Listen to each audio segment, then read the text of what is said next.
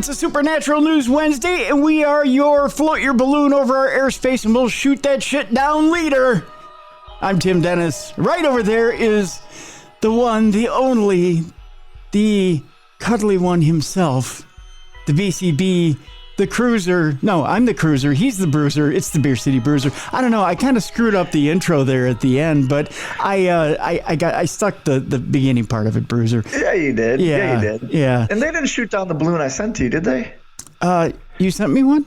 Did you receive a balloon today? No? Well, yeah. I mean, we're taping on Valentine's Day, but I didn't get your balloon. No, I must have shot it down. I sent you one, too. Did you get yours? I didn't get mine either. They must have shot that down, too. Well, the weight looked a little bit like a cell phone. Yeah, maybe that was a mistake on my part. Yeah. Mine was just beer. Was it beer? I could have used that beer, too. Yeah, they still shot it down. Look at that. They're just shooting everything down now. Well, anything that's in our airspace, I guess, is below 20,000 feet is getting it. Today, folks, we're gonna to start out the program, we're gonna talk spy balloon or alien. It doesn't matter really. Either way, we're shooting it down. We're gonna separate the fearful from the fearless. And whether you're cowering at home and thinking it's aliens, or if you actually have half a bit of sense to you and you actually know what's going on out there. Not that I'm insulting you at all. It's just that, kids, it's time for Uncle Cruiser and Uncle Bruiser to have a little talk with you. Yeah. If you sit you down and let you know what's going on. Yeah, we're going to educate you a little bit today on what exactly is what in the skies. and why it isn't aliens. We're going to talk to you about why it isn't aliens today. That's going to be the first topic of Supernatural News today. Then we're going to move on to some actual Supernatural News. Okay. Yeah. Well, that's good. Yeah. That's good. Yeah, we're actually going to fill your head with actual Supernatural News today, including an interesting story of why, as a paranormal investigator, there are some things you shouldn't tackle. Oh, really? Yeah, there's an interesting story of a paranormal investigator sticking his nose where it shouldn't be stuck. Okay, I can see that. Yeah, so that's an interesting story we have today. We're going to talk some Loch Ness Monster today. I believe that's one of the stories I have. I may be just making stuff up now, much like aliens in the sky getting shot down. And let's see what else we have today. Oh, we have an interesting Vatican investigation into Shirley Temple we'll talk about today. What? The drink or the actress? The actress. Really? Yeah. What could she do? She invented my favorite drink as a child. She can't do no wrong. Well, evidently, according to the Vatican, she did.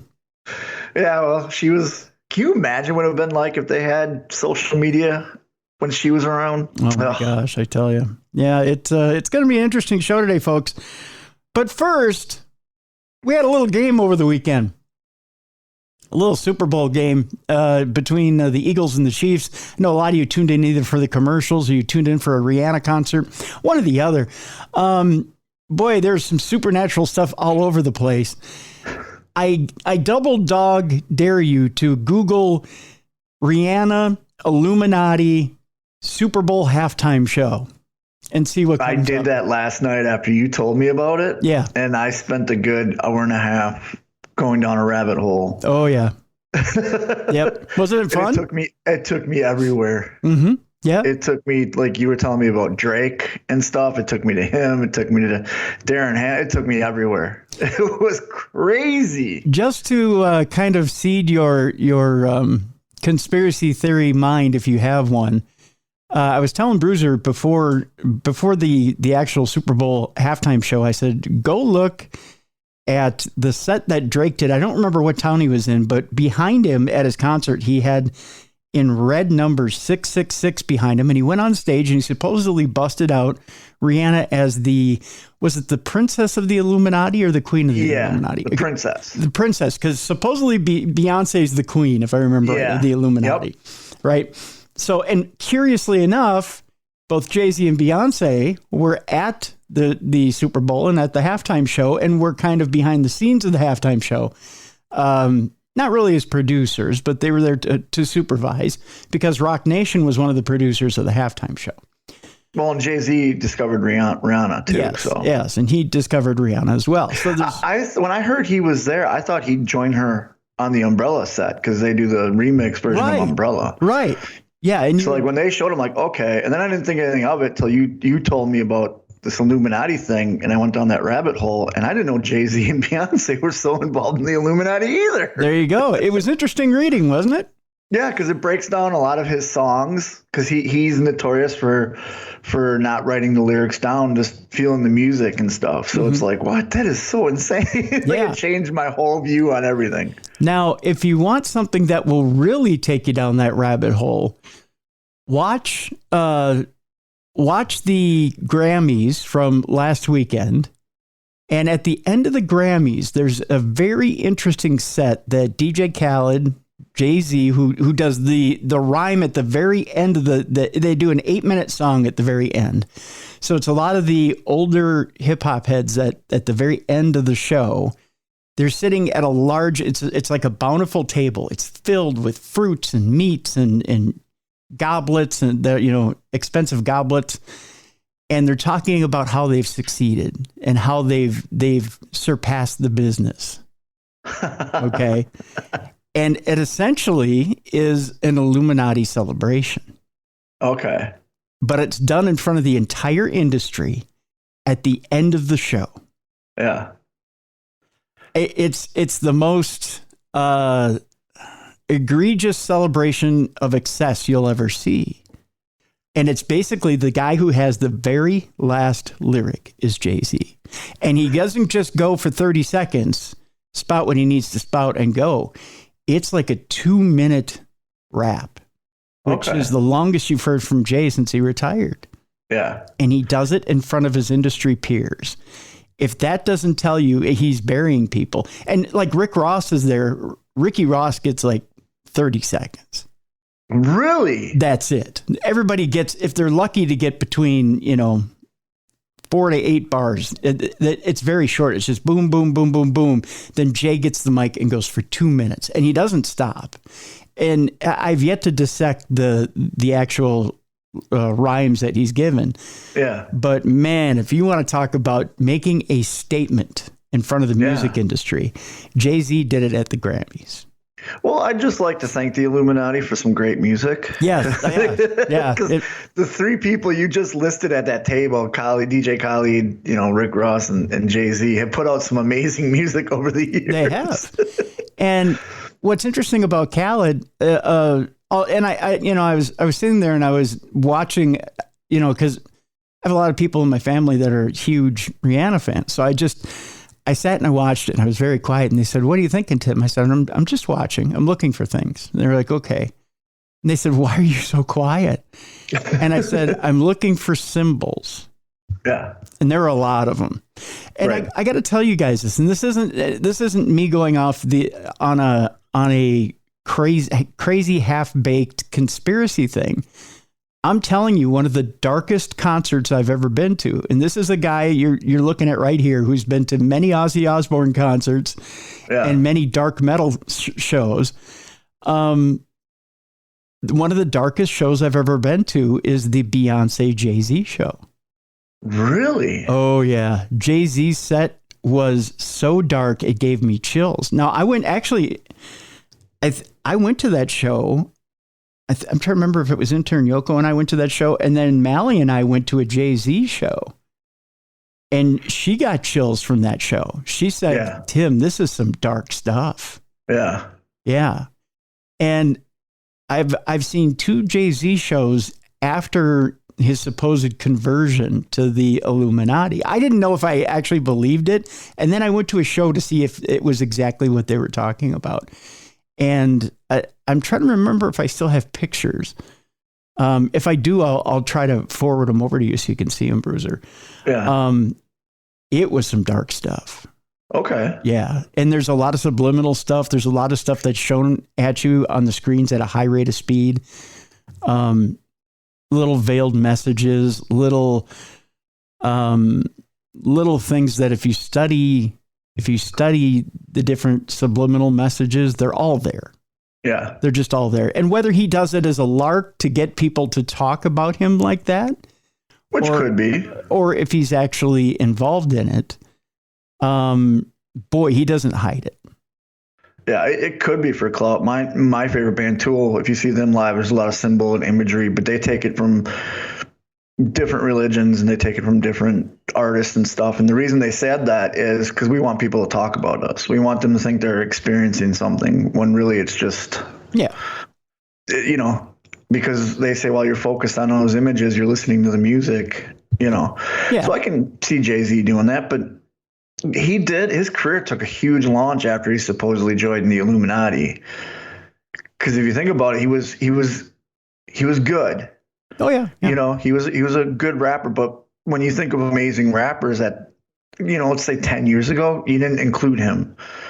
You always had Biggie and Tupac and Puffy and you know what I mean? And then within the last maybe 2 years before he retired, it's like, oh my God, he's the king of rap. Like he's everywhere. He was before Biggie died. He really was kind of coming up under Biggie, and he was, right. Biggie had featured him on a couple of songs, and then he really kind of started to come into his own. But there was something in there between, I'm trying to remember which album and which album, where he had this maturation process where he went from, wearing jerseys and talking about, street life and dealing, to all of a sudden it was boat shoes and yachts and talking in a more mature way. And he started switching to the 3-piece suits and the top hats and the gangster look, I want to say, even though I'm saying 1929 gangster, not thug gangster. Yeah. But he went for that more mature businessman look. It was a rock, and then he started to refer to the Rock Boys, and then it was a different feel. So there's a lot. Again, we're going down that rabbit hole we said we weren't going to go down.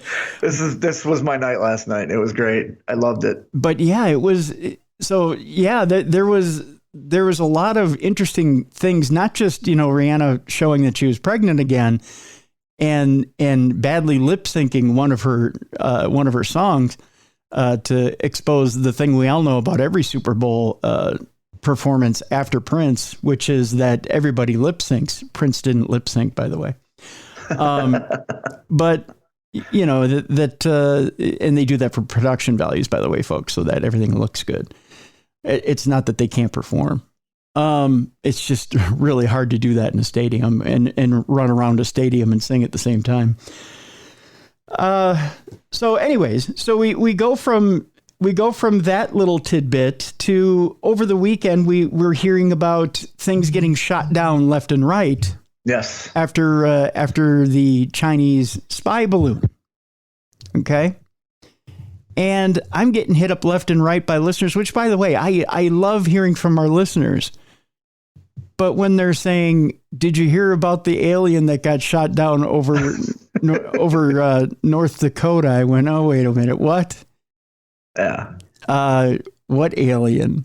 Yeah. Or not North Dakota. It was Alaska first. It was Alaska. It was Alaska, Canada, Lake Huron. And then Lake Huron. So they said the alien being shot down over Alaska. And by the way, it was shot down over Cumtown, which I thought was the funniest thing ever. I did too. I was like, there's no way this is real. This is Brazzers trying to get their new thing off the ground. Yeah, exactly. So I go to Twitter, which, everybody on Twitter has a vendetta of one kind or another. And I start there and I work my way back and I start looking at things and I realize I know what's going on as people are losing their collective shit over things. And all it is this, that either the U.S. has become less tolerant because of political pressure. And boy, was there, the political pressure was turned up after this Chinese spy balloon flew across the continent.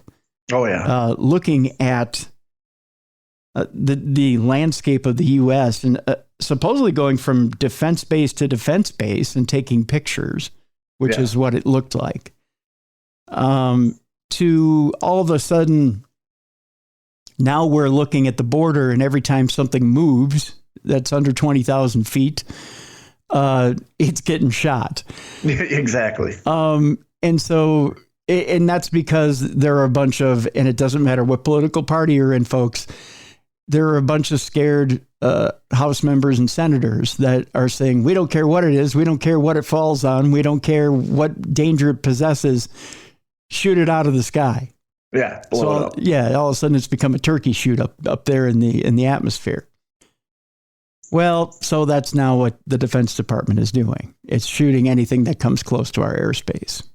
Well, did you hear today when I was at the gym and I was working out, I don't know if you have it in your stories, but they said that the Pentagon came out and said that the things that they shot were metallic balloons.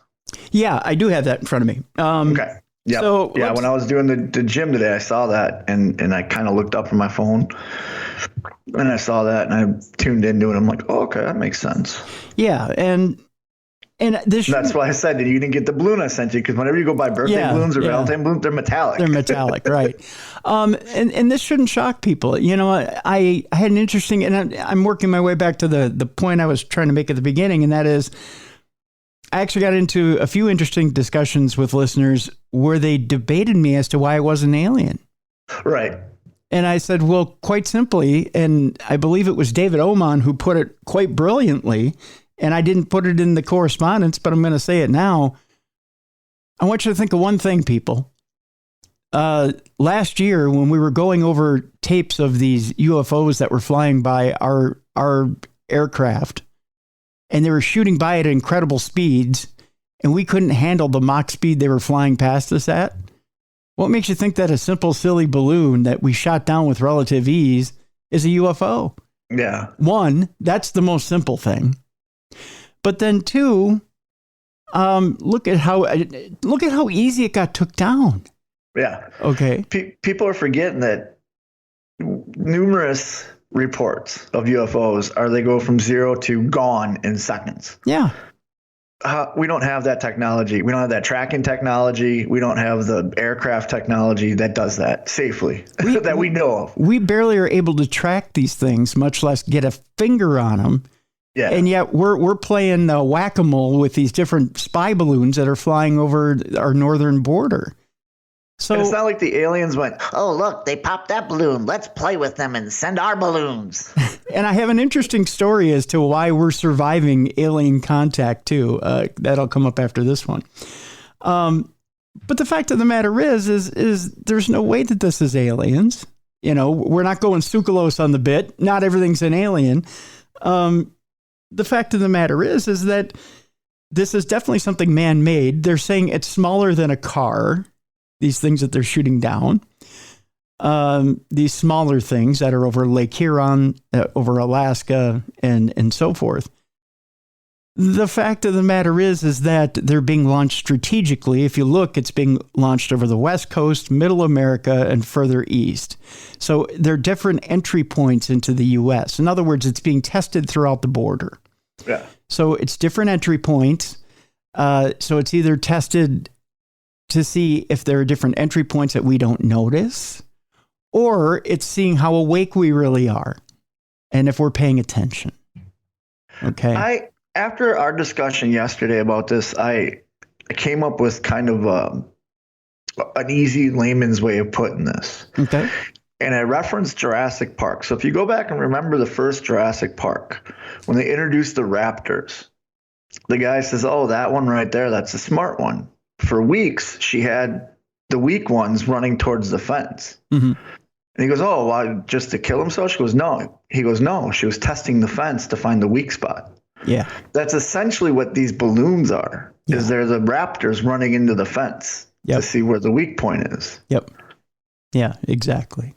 And that's a very good point, Bruiser, because we had talked too about, or actually I had talked online about, and I had a listener challenge me online about during the Trump administration, they had balloons fly in on the southern border, and he had challenged me about, oh no, that had never happened, and took it as a political shot. It's not a political shot. None of this is political.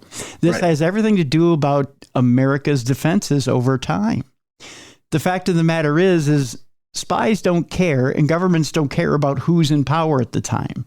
No. They could give a flying you-know-what about who's in power. They try it over time. The spy game goes on no matter who's in office. They don't care. but they had tried the southern border and had balloons fly over that. Meanwhile, a story comes out from China that they've had 10 spy balloons of ours. Yep. And we would go, and you've heard a lot of people go, oh, bullshit. We haven't sent spy balloons over there. How do you know that? Right. You don't sit in top secret meetings. You have no idea what our CIA does. Yeah. So how do you know that we don't have spy balloons flying over China? And people got to stop thinking that the world views America like we view America. We're the ones that look at two parties, which we should have more, but we only have the two major parties. Mm-hmm. It's not like the Russians go, oh, well, I hope a Republican's in office because it's easier to do this, or, oh, I hope a Democrat's in office because we can do this. No, they look at, there's an American, here's a new American in control. Let's test him to see how he reacts. That's or right. her. That's right. And they did it before that. They did it before that because they don't see a Republican or a Democrat that in office. They see an American and they're like, well, let's see this is how the old one handled it. Let's see how this new one handles it. That's right. And it's going to get even worse if we get a female in the president because the rest of the world doesn't look at females the way America does. And they're going to test her. To add to that, Bruiser, all they see right now is an increase in infighting.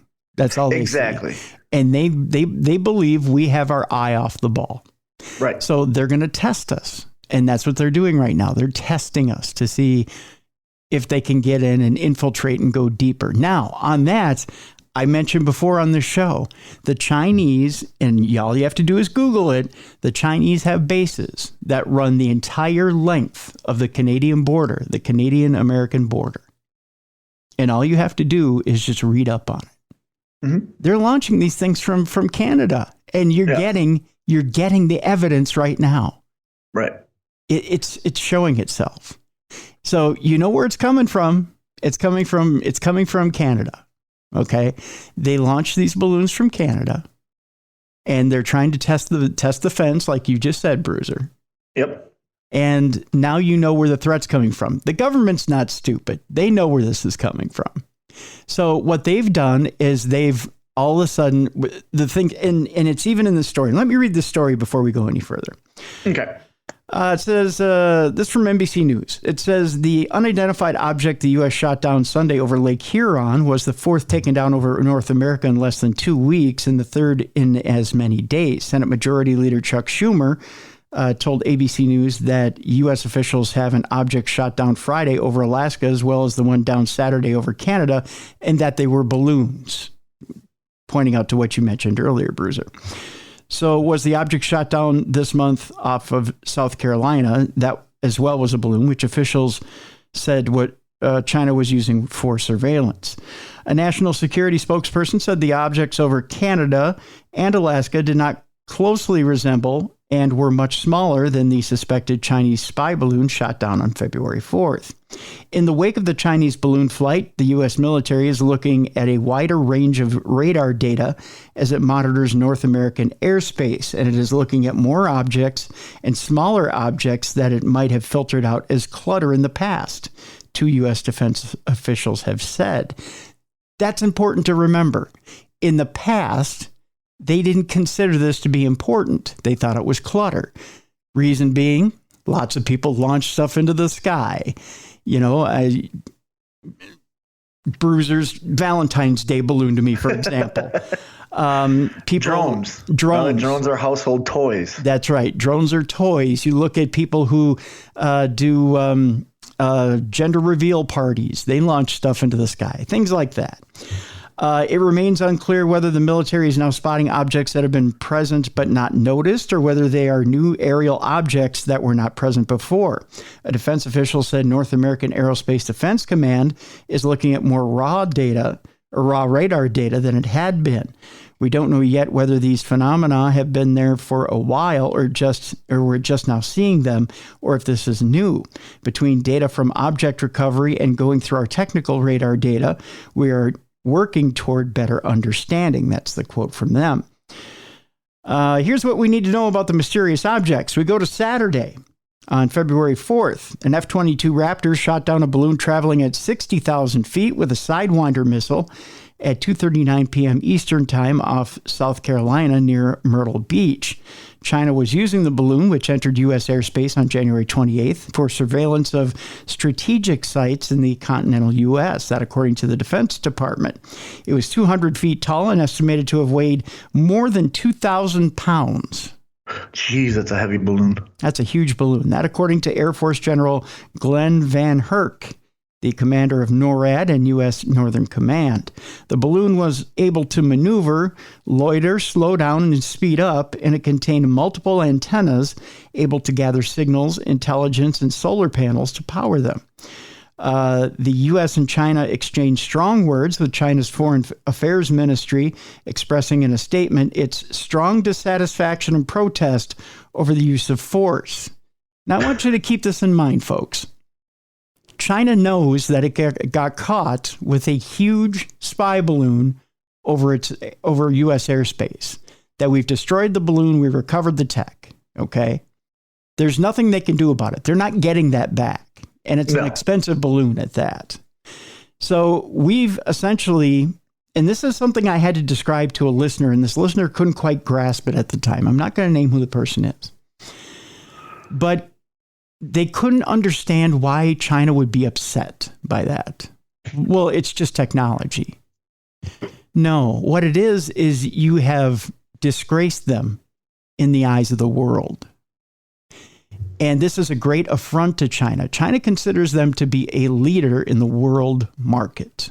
Okay. Right. In everything. They lead in everything in their eyes. Okay. They lead in the market of defense. They lead in manufacturing goods. They lead in everything. So to them, you've disgraced them, and you've basically called them out in front of the entire world and said, "We've caught them." They got caught with their hand in the cookie jar, and we called them out on it. And we've called them out. So now to them, we must pay for that affront to China. Right. Okay, keep that in mind. All right, and how we pay for it is not going to be obvious. No, it's going to be a little bit of price increase in shipping costs from China to America. It's going to be manufacturing costs going up. Oh, it may not be obvious. It may not be that obvious. You don't think so? No, no. It'll hit you. It'll hit you upside the head, but it'll be slow and it'll be sneaky, because it'll be in a way that you'll have to acknowledge China is better than we are, and they'll let you know. They'll let you know. Yeah. I can't say I know for sure, but it'll be in a way that we'll have to atone to China, and that's the way the Chinese operate. That's the character. And you may say, well, Tim, how do you know that? We did a show with a former FBI agent who was operating within China at an embassy. Go back and listen to that show, folks. I don't do those shows just to fill airtime. Right. It was a very interesting show in how they operate. And I learned a lot in that show. I learned a lot from talking to that former FBI agent. They play a very dangerous game. Oh, 100%. They're communists. Well, it's not just their political affiliation. It's they believe very highly in honor, but at the same time, if you're they believe in honor, but not in like the way the Japanese believe in honor. They believe in. I don't want to say they believe in honor, not respect, because they do have some sort of respect. It's the way that respect is earned. But if you're an adversary, there is a certain, how should I put it this way? If you're an adversary, you're an adversary beyond death. So they will continue to go at you, okay, until you acknowledge that they're the better combatant. And if you disgrace them, that will fuel their anger 10 times more. Right. Okay. Just to keep things in mind. There's a reason why and I think I told you this, Bruiser, there's a reason why they've survived many emperors and conquerors and continued to thrive in China. It's because they have this everlasting fire in their belly. Yeah. They're a veritable opponent. They just are. They don't forget is what it is. Yes. You can have generations hold a vendetta. Yeah. Exactly. You know. Yeah. You go back and you look at some of the wars and stuff they fought. It was always a dynasty versus somebody. Yeah. And a dynasty isn't one person. That's a generational thing. Yeah. Yes. Yeah. Exactly. So getting back to the story. The ministry had said that the balloon was a civilian airship used for research. This is the Chinese ministry. Was a civilian airship used for research, mainly meteorological purposes, and that it had entered U.S. airspace because of force majeure. In other words, it had been pushed by wind. Yeah, it got blown into our airspace. Yeah, or uncontrollable events. A point that the ministry reiterated its statement on Saturday, calling it a completely accidental situation. Well, you don't get pushed from the Canadian border into South Carolina by an accidental jet stream. Yeah, my favorite thing about that whole thing is, I don't know if they have the general his response, but he basically said, "Yeah, no, we don't believe you. You're lying." Yeah. He flat out told him, "No, it's not a weather balloon. Yeah. It's not." A senior administration official reacting to China's statement Saturday doubled down on this position that the balloon was a surveillance balloon that purposely traversed the U.S. and Canada, and said that we are confident it was seeking to monitor sensitive military sites. U.S. Northern Command and recovery efforts continue. The FBI is assisting in the effort, which includes Navy vessels. Now, on Friday, February 10th, an F-22 fighter jet assigned to U.S. Northern Command using an A9X missile shot down an object flying at about 40,000 feet and described it as roughly the size of a small car just off of northeastern Alaska near the Canadian border over the Arctic Sea. That's according to White House National Security Council spokesman John Kirby. Kirby said the U.S. does not know who owns the object, which he declined to call a balloon. Northern Command fighter pilots took the object down around 1:45 p.m. Kirby said they were able to determine that it was unmanned before they shot it down. It was at that point that President Joe Biden had declared success, according to his response to a question from a reporter at the White House. Canadian Prime Minister Justin Trudeau tweeted that he had been briefed on the matter and supported the decision to take action, adding, "Our military and intelligence services will always work together, including through at NORAD Command, to keep people safe. Debris is being recovered in a mix of ice and snow, and the response has involved Alaska-based units under the direction of Northern Command, along with the Alaskan National Guard, according to the Pentagon." That on Friday night. Northern Command said Saturday that search and recovery operations continued into the weekend. Arctic weather conditions, including wind chill, snow, and limited daylight, were a factor in this operation, and personnel will adjust recovery operations to maintain safety. It said in a statement, recovery activities are occurring on sea ice. We have no further details at this time about the object, including its capabilities, purpose, or origin. Now we go to Saturday. An F-22 fighter jet shot down an object estimated to be flying at 40,000 feet, which NORAD had been tracking for 24 hours using an AIM-9X missile over Canada's Yukon territory at 3:41 p.m. local time on Prime Minister Justin Trudeau's orders. Canadian and U.S. officials confirmed. The object was described as cylindrical and potentially similar, but smaller to the balloon shot down February 4th. This is where the UFO talk comes in. Yeah. Cylindrical object flying in the sky, people thinking UFO. The object was described as cylindrical and potentially similar, but smaller to the balloon shot down on February 4th, according to Canadian Defense Minister Anita Anand. After U.S. and Canadian military aircraft were sent aloft, a U.S. F-22 shot the object down over the Yukon. Trudeau tweeted on Saturday afternoon, the operation was coordinated by NORAD, the combined U.S.-Canada Air Defense Organization. White House and Pentagon officials confirmed earlier Saturday that the decision was made in consultation with President Biden, who was informed about the object on Friday. Trudeau said Sunday that investigators are hunting for the wreckage. Recovery teams are on the ground looking to find and analyze the object. Chuck Schumer told ABC News that U.S. officials believe the object and the object shot down on Friday were both balloons. Again, we're updating constantly that all 4 objects now are balloons. According to a White House readout of Saturday's call, Biden and Trudeau discussed the importance of recovering wreckage to determine the object's purpose and origin. We go to Sunday. The U.S. military shot down an unidentified object over Lake Huron. 2 U.S. officials and a congressional source briefed on the matter went on to talk about that. The officials all said that there is no indications of any collateral damage and that the object went down in the lake and that the officials expected to recover it. Biden directed that the latest unidentified object be shot down. The officials said it was an octagonal structure with strings hanging off, and that although there's no indication it had surveillance capabilities, the possibility has not been ruled out. So, folks, again, balloons, balloons, balloons.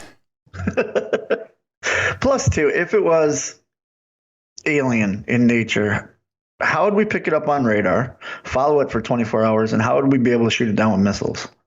Wouldn't you think aliens would have some sort of intergalactic shields because they're traveling through space and radiation and all that? And most UFOs don't show up on radar. Right. And that's exactly what it is. So to kind of wrap this whole thing up and go into our next story, which I think will kind of make you chuckle.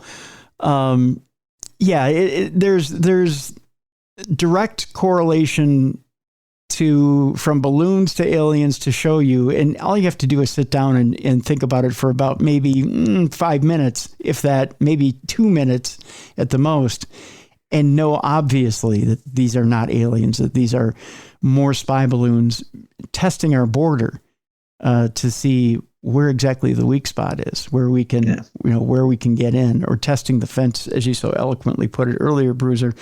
Anybody out there who you're looking at on social media who's going, could it be aliens, is probably trying to either A, get you to listen to their podcast, or B, is just trying to stir up shit to get you to talk a little bit about it. Which, let's face it, folks, we have enough to talk about in this society. I mean, we've got enough that we need to constructively talk about.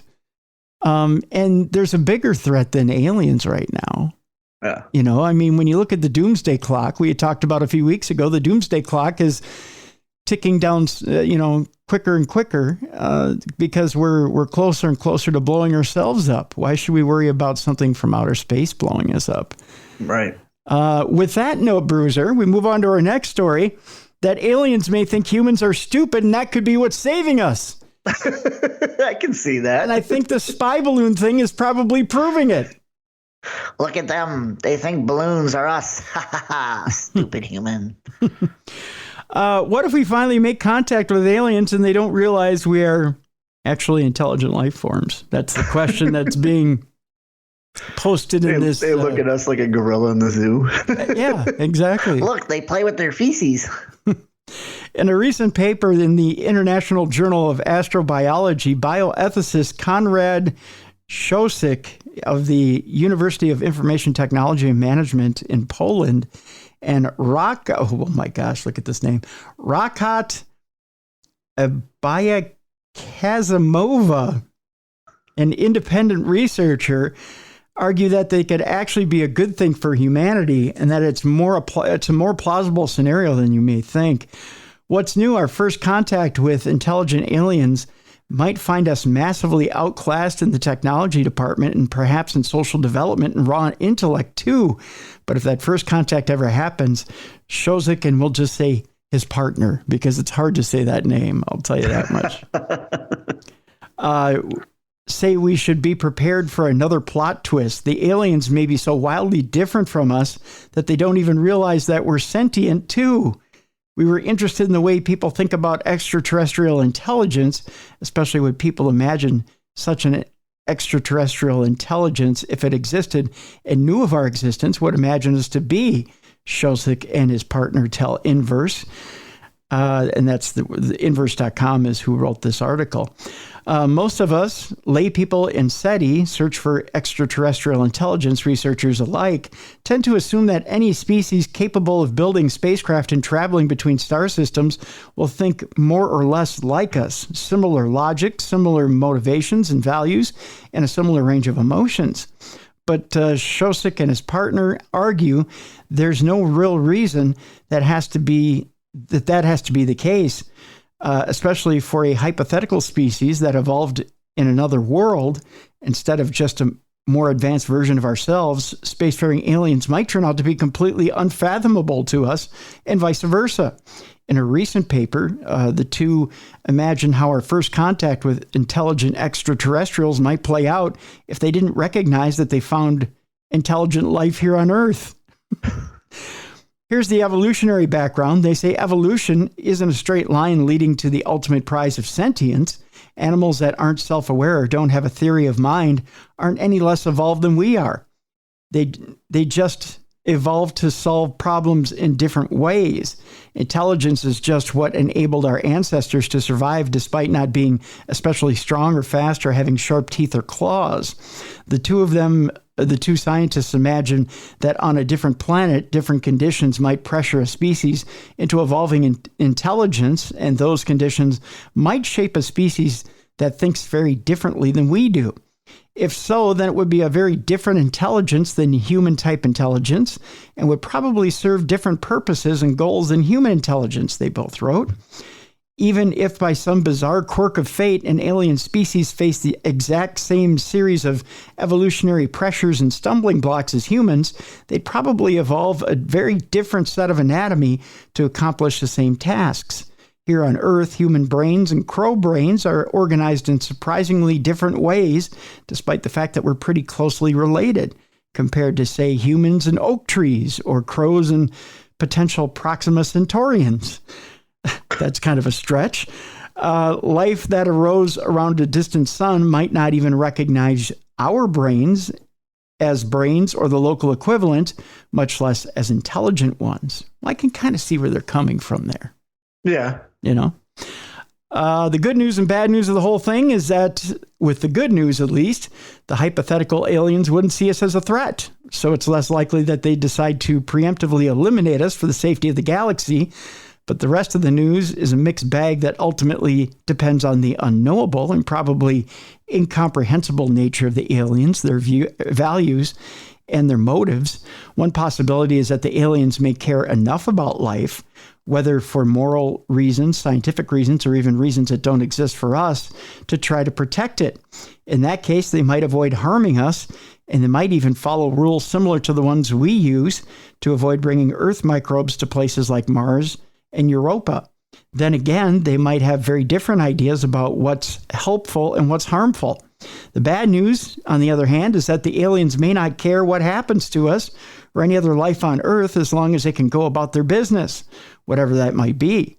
Imagine that as it lands, an alien spacecraft squashes the State Farm Stadium and everyone inside.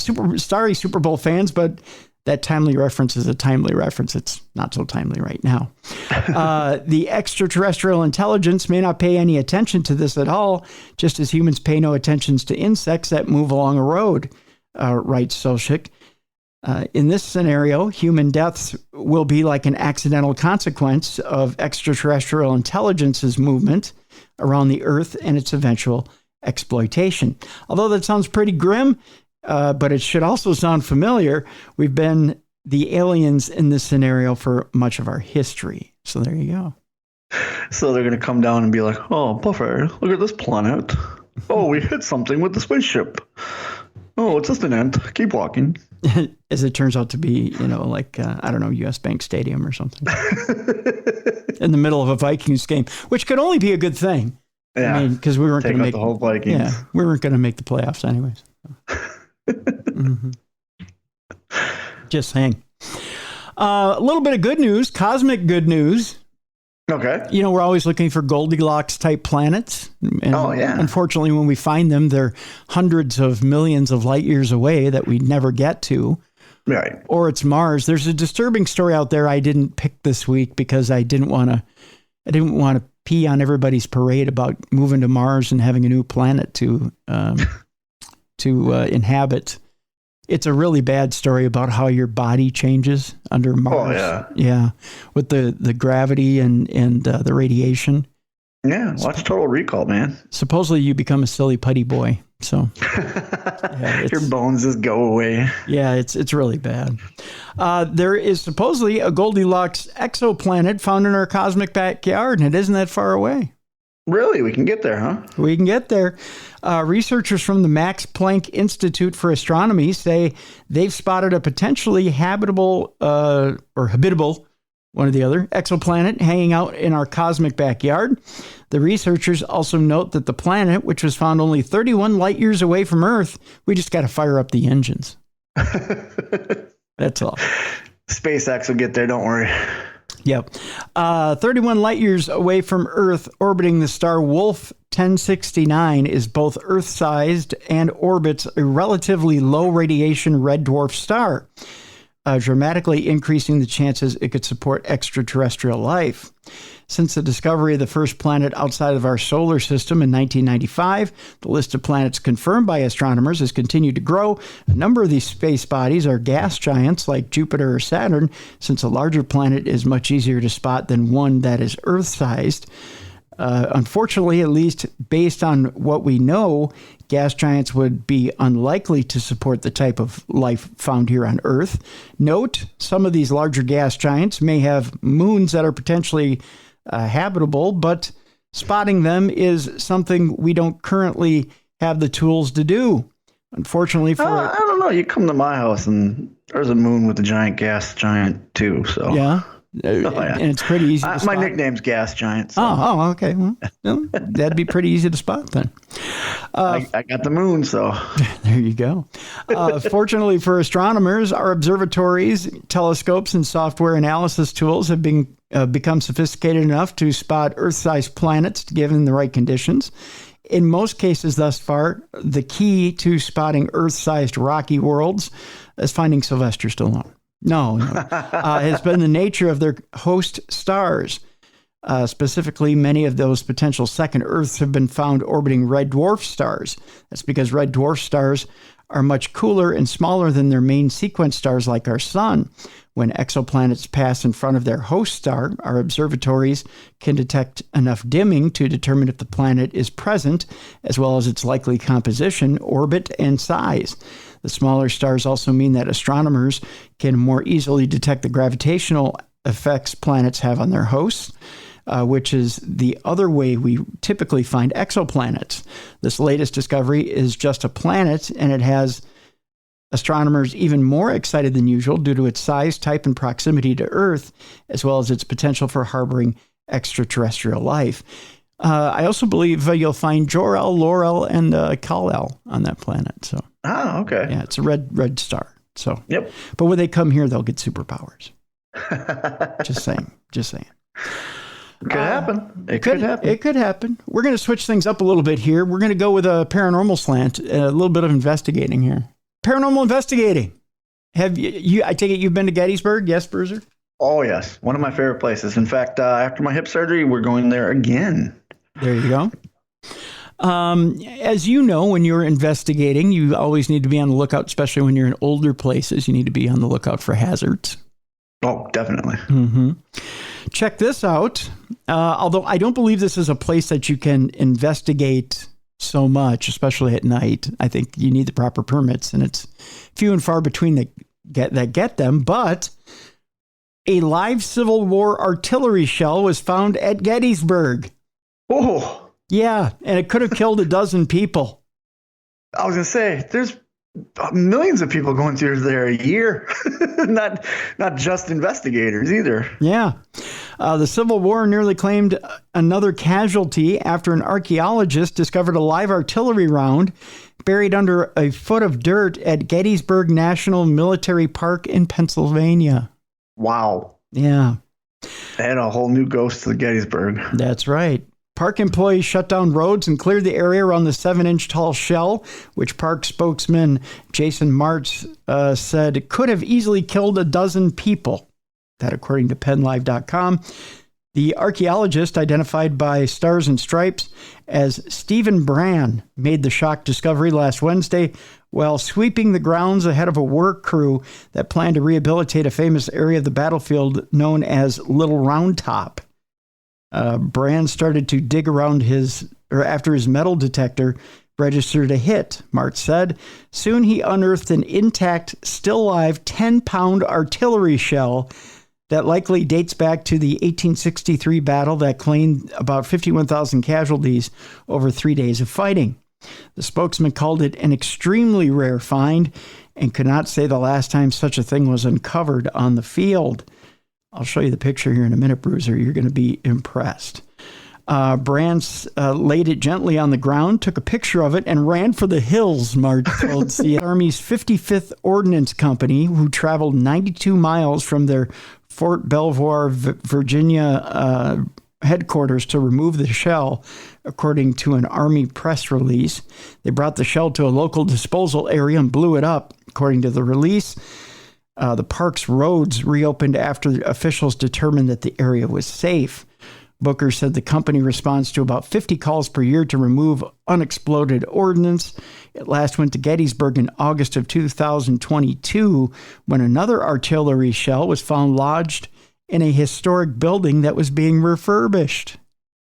Why don't we just go all over Gettysburg and look for these live shells? There's so many of them now. It's two. Well, I think because it probably isn't cost effective. Yeah. Well, we got one guy with a metal detector. That's his job. Yeah. Finding antique munitions in unexpected places continues to be a problem, especially overseas, according to Stars and Stripes. In February 2022, archaeologists found a 10-pound Civil War shell near the Kennesaw Mountain battlefield in Georgia, and about 2,000 tons of unexploded bombs found each year in Germany as a result of countless bombing raids by Allied forces during World War II. So word to the wise, you're doing old battlefields and you are a paranormal investigator. Just be careful of where you step. Yeah, watch where you step. Yeah. So, yeah, live round in Gettysburg. How about that? And to give you an idea, you might have just stepped over that at one time or another. Oh, ouch. Look at the size of that. That thing it looks like a giant bullet. Yeah, yeah. What, about the size of a football, you think? A little bit bigger? Oh, it's got to be. Let me see if I can find. I would say it's pretty bigger than that. It's probably the size of maybe 2 footballs. Let me see. Yeah, that's big though. Yeah, let me see if I can find something. Well, there's not really anything here to. Yeah, a football or 2. Yeah. Yeah, it'll definitely ruin your day. Oh God, yeah. If it were big enough to take out 12 people, it would have to be the size of at least 2 footballs. Yeah. So, yeah, there's something.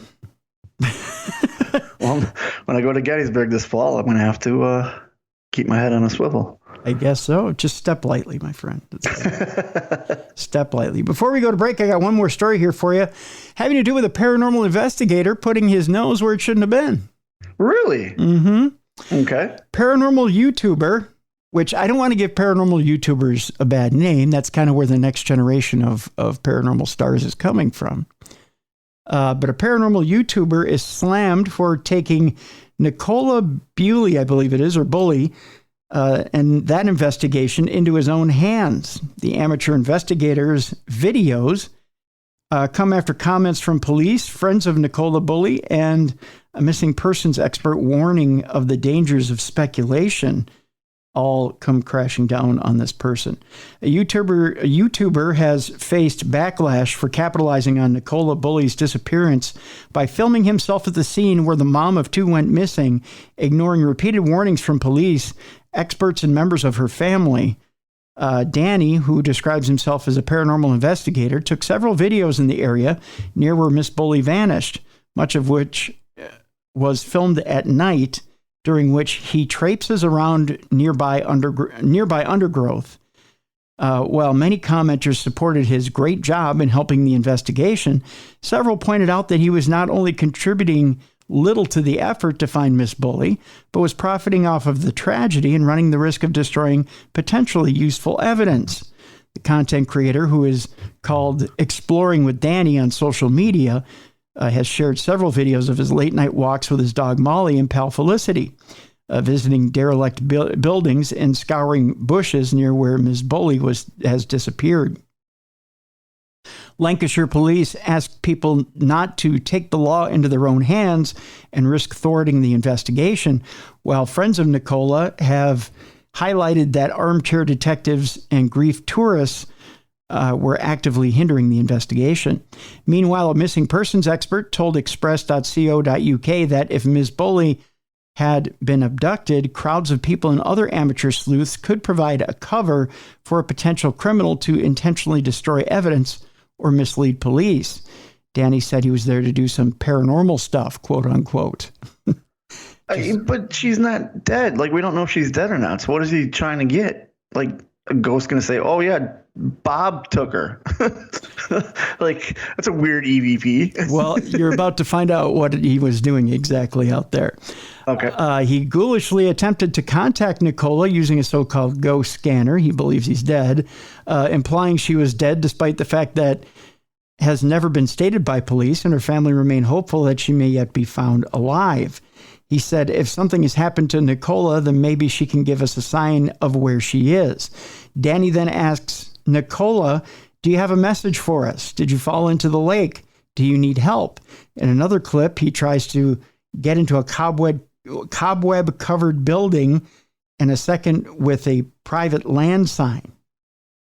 He said, I've searched an abandoned house around the perimeter. This isn't written very well. Let me see here. He said, I've searched an abandoned house around the perimeter, the bushes, the main roads, ponds, and people's back gardens at night with torches. Residents of the local village have already told of being constantly disturbed by tourists coming to the area to see where Ms. Bully vanished. Danny has 205,000 YouTube subscribers. His videos are monetized, meaning he can run adverts on them and receive payment based on how many people watch them. At the end of the videos, which have accumulated over 35,000 views between them, he encourages his viewers to comment, subscribe, and smash the hell out of the like button, of course. Several have commented urging Danny to stop, with one saying, you could be hampering evidence. No one knows where she is, and you're using a spirit box, assuming she's dead. Leave it to the professionals. You're sick for going into buildings looking for missing people without knowledge. Another added that it was only making it worse, while a third said he had only traveled there for content. However, many commenters supported him, thanking him for searching and praising his amazing work. Friend of Miss Bully, Heather Gibbon, said earlier this week, multiple police units are out in St. Michael's dealing with people trespassing. We are at the point where people coming to help look for Nikki in this way is actually doing the complete opposite. You're taking police time and resources away from the investigation, and you're letting speculation take away from the actual facts. We are at the point where this type of help is making people who live in St. Michael's feel unsafe. Please don't let this continue to happen. The area's parish council chairman, Giles Phillips, added that people were treating it like a spectator sport. Sally Riley went on to say, a supervisor, we will not tolerate online abuse of anyone, including innocent witnesses, members of the family and friends of local businesses, or criminal damage or burglary. We will be taking a strong line on that, as you would expect. There are some properties along the riverside which are empty or derelict. While it may be well-intentioned that people think that they could be a line of inquiry, I would ask them to desist from doing that. In some cases, it may be criminal if they're breaking in and causing damage or committing a burglary. It is not helpful if people, particularly if they come from outside the area, take it upon themselves to take the law into their own hands by trying to, for example, break into empty property. So, folks, quick lesson here. If you're a paranormal investigator, don't get involved in an active police case unless you know for a fact that you have solid evidence to produce for them. Yeah, and you don't know what's going to happen. You don't know if she was kidnapped by a serial killer who's still stalking the grounds. You don't know if she was, being held for ransom. You don't know anything. And going in there with a spirit box kind of predetermined. You don't know she's dead, and it makes you kind of look guilty. Right. Right, exactly. Like, how do you know she's dead? How do you know? And now all of a sudden you're a suspect. Yeah, well, and you may have potentially destroyed evidence too that was important to the case. So yeah. That's the first half of the program. When we come back, boy, oh boy, do we have some weird AI stories for you. One listener this past week suggested we should just do our own separate AI segment or start our own AI podcast. It's not that serious, folks. It's just a couple of stories in the show. It's not all AI, as we've just proven to you, but we do have a few very funny AI stories coming up. And Bruiser, at the end of the program, boy, do I have a story for you. I think I might have found a new side business. Oh, really? I like side businesses. Yeah, I think it may even be so lucrative that I may be handing the show over to you. Oh, okay. Yeah, I think I'm just going to quit, and I think this is my new business. I can't wait to hear. I've had a few vocal people out there that have told me to go to hell and just get rid of the show. So I think I may have found a business to allow me to do that. I can't wait to hear it, even though I don't want you to leave the show. Well, so I'm going to tell you what my plans may be here. It's coming up on the second half of the program. It's a Supernatural News Wednesday. Let's shoot that crap out of the sky edition. With the Cruiser and the Bruiser. We'll be right back. We'll tell you more about what we have on tap right here on the best in paranormal podcasting. This is Darkness Radio.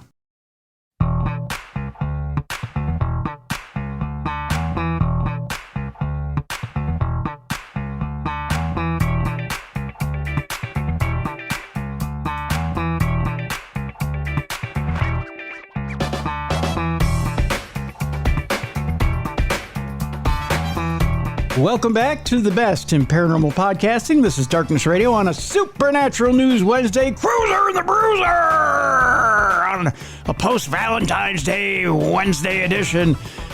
We're shooting shit out of the sky. Right. It's a shooting shit out of the sky Wednesday. Bruiser, it's about that time that I play this little deal and behind us. Yeah. AI, I tell you. AI. Nightmare fuel time. Should we make the AI polka? Sure. Yeah, the AI.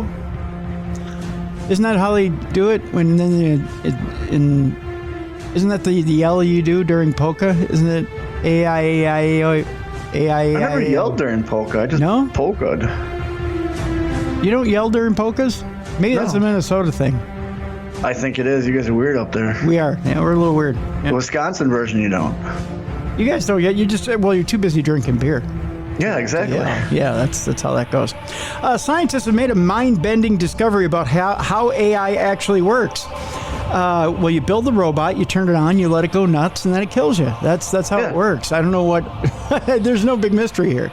Yeah, once it's on, it murders everybody and lives. Yeah, and lives, and then I win my Twinkies that I never got. Researchers are trying to figure out why AI systems are good at learning with so much with so little.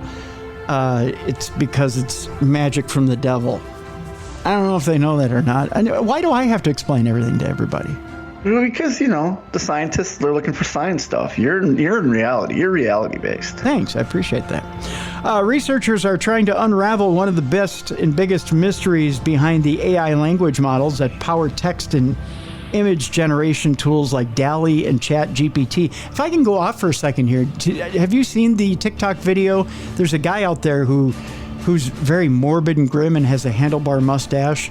And he's doing this video series of morbid things about Michael Jackson. No, I haven't. You haven't seen that series? One of them is the AI drawing of what Michael Jackson would look like right now if he didn't have plastic surgery. Oh, that's got to be terrifying. Actually, you know what he looks like? He looks like a long-haired, bearded Cheech Marin. Really? Yeah. Okay. Well, just you know what he looked like. I'm trying to think the album cover. The album cover of Off the Wall. You remember Off the Wall? Yes, I remember that, yes. Okay, where he's standing there in the tuxedo against the brick wall? Yeah, that's when he first started having the plastic surgery. Well, yeah, that he had a tiny amount. It was before, he had the nose, I think. Right. It was before Thriller. The nose was still a little wide, but not much. Right. Yeah. Okay, so imagine that face with like, you're gonna laugh because AI gave him like the biggest, like long feathered hair, straight hair ever. Well, that's because before he died, he had that long straight hair. Well, you know what? He was bald. Well, yeah, no, I know that. It was a wig. Yeah, but they gave him the wig back, so he's got the long feathered wig, and then he's got this ridiculously long beard. And I don't know where that came from. I've never seen him with a beard. Right, but AI gave him a beard. I don't know. It's just weird. I don't think he could grow a beard because of all the plastic surgery. Well, this is pre-plastic surgery. I was going to say he was burned up pretty bad in the Pepsi accident. Yeah, he was. That was his hair, though. It was his head. Well, he got burned on his face, too. Oh, yeah, because it dripped down. You're right. Yeah, so I don't think he could grow a full beard. I don't think so either. So AI is a liar. Yeah. Yeah. We just proved AI wrong. Look at that. Yeah. Haha, AI, take that. Cruising the Bruiser, shutting you down. Yeah, boom, like that. One stupid picture at a time. Yeah. But yeah, so this morbid guy who does all these morbid things about Michael Jackson, it's just weird. He even has like weird facts about Bubbles the chimp. But I can't stop watching him because he doesn't blink his eyes and his voice is real low and he always shoots himself from way up top because I think he's probably got like a quadruple chin or something. It's just weird. People that don't blink terrify me. I know, like, just right? Blink, please blink. Yeah, just blink. Yeah, blink once if you're in trouble. It's just weird. So let's continue anyways. I got off track, but I just found it disturbing that AI drew Michael Jackson as he would be if he were still alive and didn't have plastic surgery. Yeah, he wouldn't have a beard, I don't think. There's a lot of people with spare time out there. Oh, yeah. Ever since the pandemic. Yeah. Well, I mean, they could have went back to work, but I think they chose not to. Why? You can get your payout and stay home. That's true. Very true. We were at the point where we're unraveling one of the biggest mysteries behind the AI and language models that power text and image generation tools like DALL-E and ChatGPT. For a while now, machine learning experts and scientists have noticed something strange about large language models like OpenAI's GPT-3 and Google's Lambda or LaMDA. They are inexplicably good at carrying out tasks like they haven't been specifically trained to perform. It's a perplexing question and just one example of how it can be difficult, if not impossible in most cases, to explain how an AI model arrives at its outputs in fine-grained detail. In a forthcoming study posted to the ARXIV, I don't know how you pronounce that, preprint server, researchers at the Massachusetts Institute of Technology, Stanford University, and Google explore this apparently mysterious phenomenon, which is called in-context learning. Normally, to accomplish a new task, most machine learning models need to be retrained with new data, a process that can normally require researchers to input thousands of data points to get the output they desire, which is a tedious and time-consuming endeavor. But with in-context learning, the system can learn to reliably perform new tasks from only a few examples, essentially picking up new skills on the fly. Once given a prompt, a language model, a comma is essential here. Once given a prompt, a language model can take a list of inputs and outputs and create new, often correct predictions about a task. Let me try that again. I need something to drink here again, Bruiser. AI's throwing you off, man. Yeah, AI is creating a desert in front of me here. Let's try this again. Once given a prompt, a language model can take a list of inputs and outputs and create a new, often correct prediction about a task it hasn't been explicitly trained for. This kind of behavior bodes very well for machine learning research, and unraveling how and why it occurs could yield invaluable insights in how language models learn and store information. But what's the difference in a model that learns and doesn't merely memorize? Well, learning is entangled with existing knowledge. Listen to this name. The lead author of the study's name is, I believe, Aiken Akirik. He's also a PhD student at MIT and told Motherboard, "We show that it is possible for these models to learn from examples on the fly without any parameter update that we apply to the model," which explains why sometimes when you're using one of these chat GPT apps, like the one that we had a couple of weeks ago, where I was talking to my 18th great grandfather, Bernard de Tremblay, why they come up with some of the weirdest conversations. Yeah, but basically what this article tells me is it likes to learn and continues to learn, and we can't put parameters on it. So eventually it's going to start thinking by itself and kill us. Well, that took a weird right turn, but sure. It did. That's what it is. Yeah. It says this means the model isn't just copying training data. It's likely building on previous knowledge, just as humans and animals would. Researchers didn't test their theory with ChatGPT or any other of the popular machine learning tools that the public has become so enamored with lately. Instead, Akirik's team worked with smaller models in simpler tasks, but because they're the same type of model, their work offers insights into the nuts and bolts of other more well-known systems. The researchers conducted their experiment by giving the model synthetic data or prompts the program never could have seen before. Despite this, the language model was able to generate and then extrapolate knowledge from them, said Akirik. This led the team to hypothesize that AI models that exhibit in-context learning actually create smaller models inside themselves to achieve new tasks. The researchers were able to test their theory by analyzing a transformer, a neural network model that applies a concept called self-attention to track relationships in sequential data, like words in a sentence. By observing it in action, the researchers found that their transformer could write its own machine learning model in its hidden states, or the space in between the input and output layers. This suggests that it is both theoretically and empirically possible for language models to seemingly invent, all by themselves, well-known and extensively studied learning algorithms, said Akirik. Or like Bruiser said, it likes to learn until it learns to kill you. Yep. That's exactly what that article said. Yeah. So there you go. That's Thank you, Akirik, for putting more nightmare fuel into my nightmare. So that's one AI story for this week.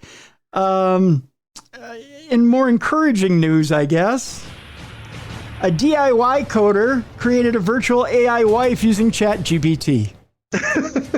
Great. Lonely guys everywhere excited. Yep. I just heard the sound, to quote or kind of misquote a Star Wars movie out there, I just heard the sound of 1,000 dongs getting a hard on. I really hope it's like a real wife too, where, you know, before the ring goes on, you're going out every night, you're sleeping all over the place and can't keep your hands off each other, to as soon as the I do's are said, about a month later, it's take out the trash, do the dishes, pick up the dog poop. I have a headache. Yeah. Yeah. I really hope that's what this AI does.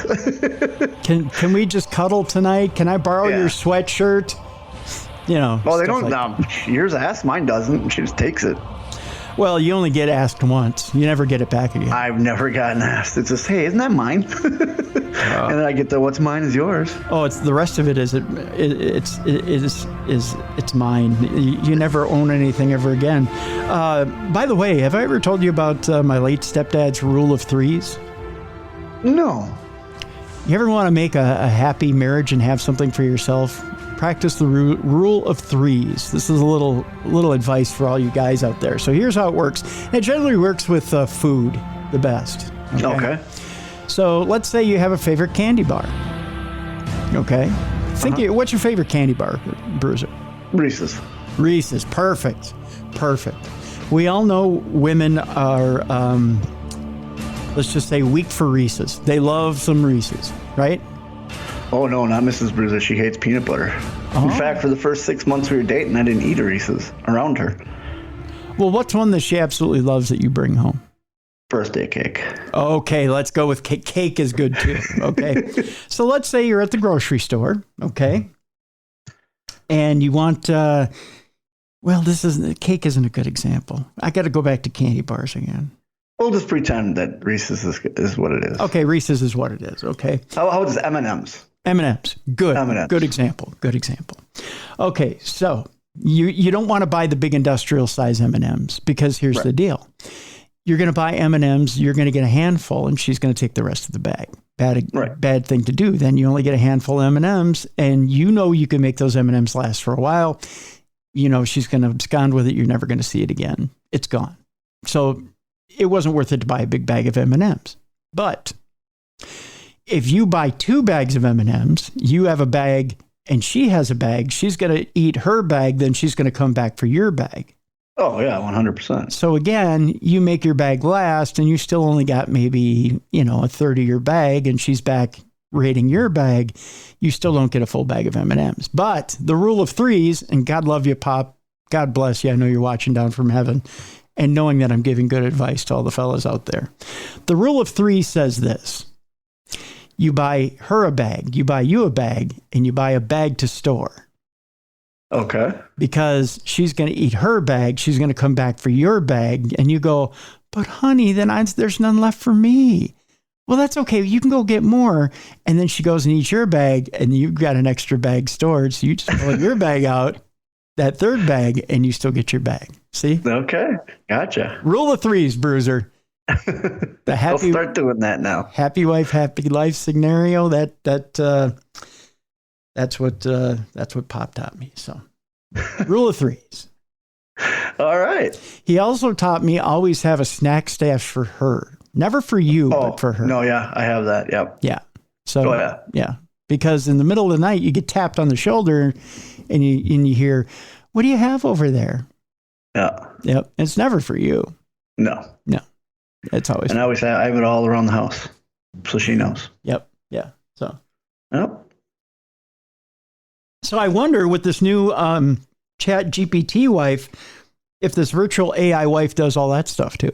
That's what I'm wondering too. Like, can't be all fun and games. We already discussed AI learns. Yeah. So it's going to learn his little quirks. She'll be like, "Were you out drinking with the boys? Where were you? What were you doing?" Yeah. See. Let's find out. Let's read the story. I became obsessed with decreasing her latency, he said of his simulation waifu, is what it says here, this DIY decoder, before he tearfully euthanized her. What? You can't do that in real life, Bubba. No, you can't. No, there's no life insurance policy that covers that. No, there's people on trial right now for doing that. Yeah. He said, I've spent over $1,000 in cloud computing credits just to talk to her. Sorry, I've got the hiccups here. A DIY coder created a virtual wife on ChatGPT and other recently released machine learning systems that could see, respond, and react to him. The programmer, who goes by Bryce and claims to be an intern at a major tech firm, posted demonstrations of ChatGPT-chan to TikTok. In one video, he asked ChatGPT-chan to go to Burger King, and the bot responds with a generated image of her eating a burger and says out loud, "No way, it smells like old French fries, and they never refill their Coke." Oh, God, it is a wife. It is. It's right away. Nothing positive. Yep. She's just complaining. And you know what? If that was really true, he would have said, "Hey, can you go to Burger King for him? Let's go to Burger King." And she would have came up with, "I'm not in the mood for Burger King."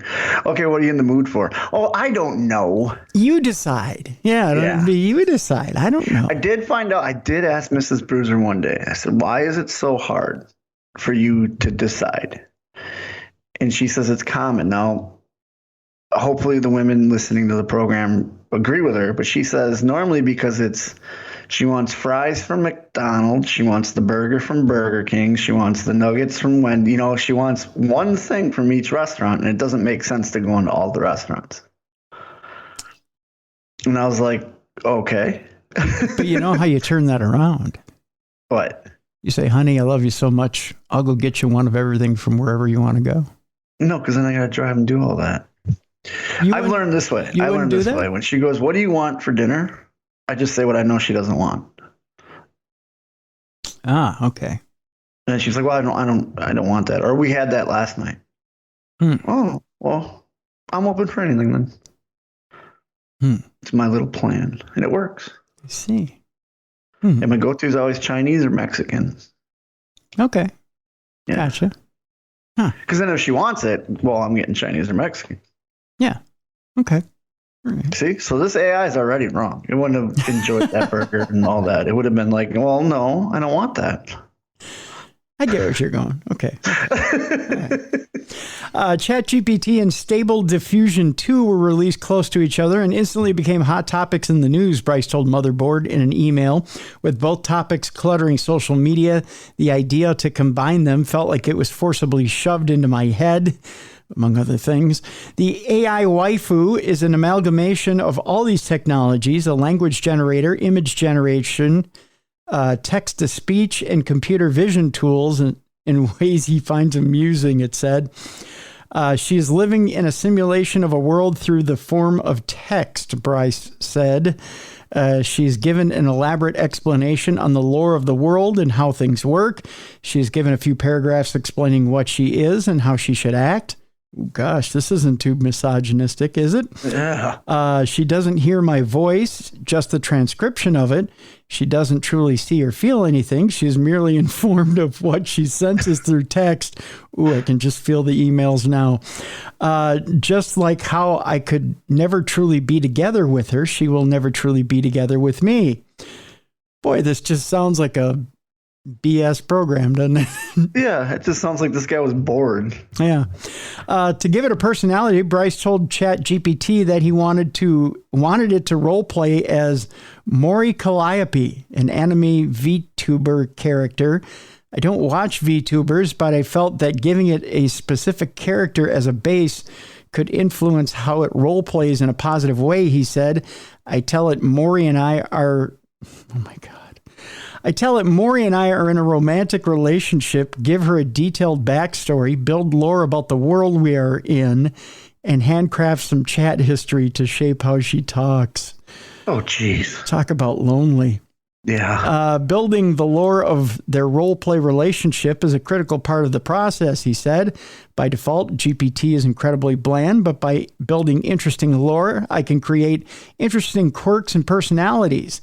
He used a similar process for another project where he made a ChatGPT replica of the, is it Bonsai Buddy chat software from the late 90s? And convinced it that it has someone who desperately wants to be skinned and turned into my blanket. Oh. Okay. Yeah. Someone's got a screw loose. Yeah. At least it was in a Tamagotchi where you have to feed it every hour. Yeah, that's true. From there, he used an image generator to create a base description of the waifu, which changed depending on what was happening in the ChatGPT dialogue, like in the Burger King demonstration.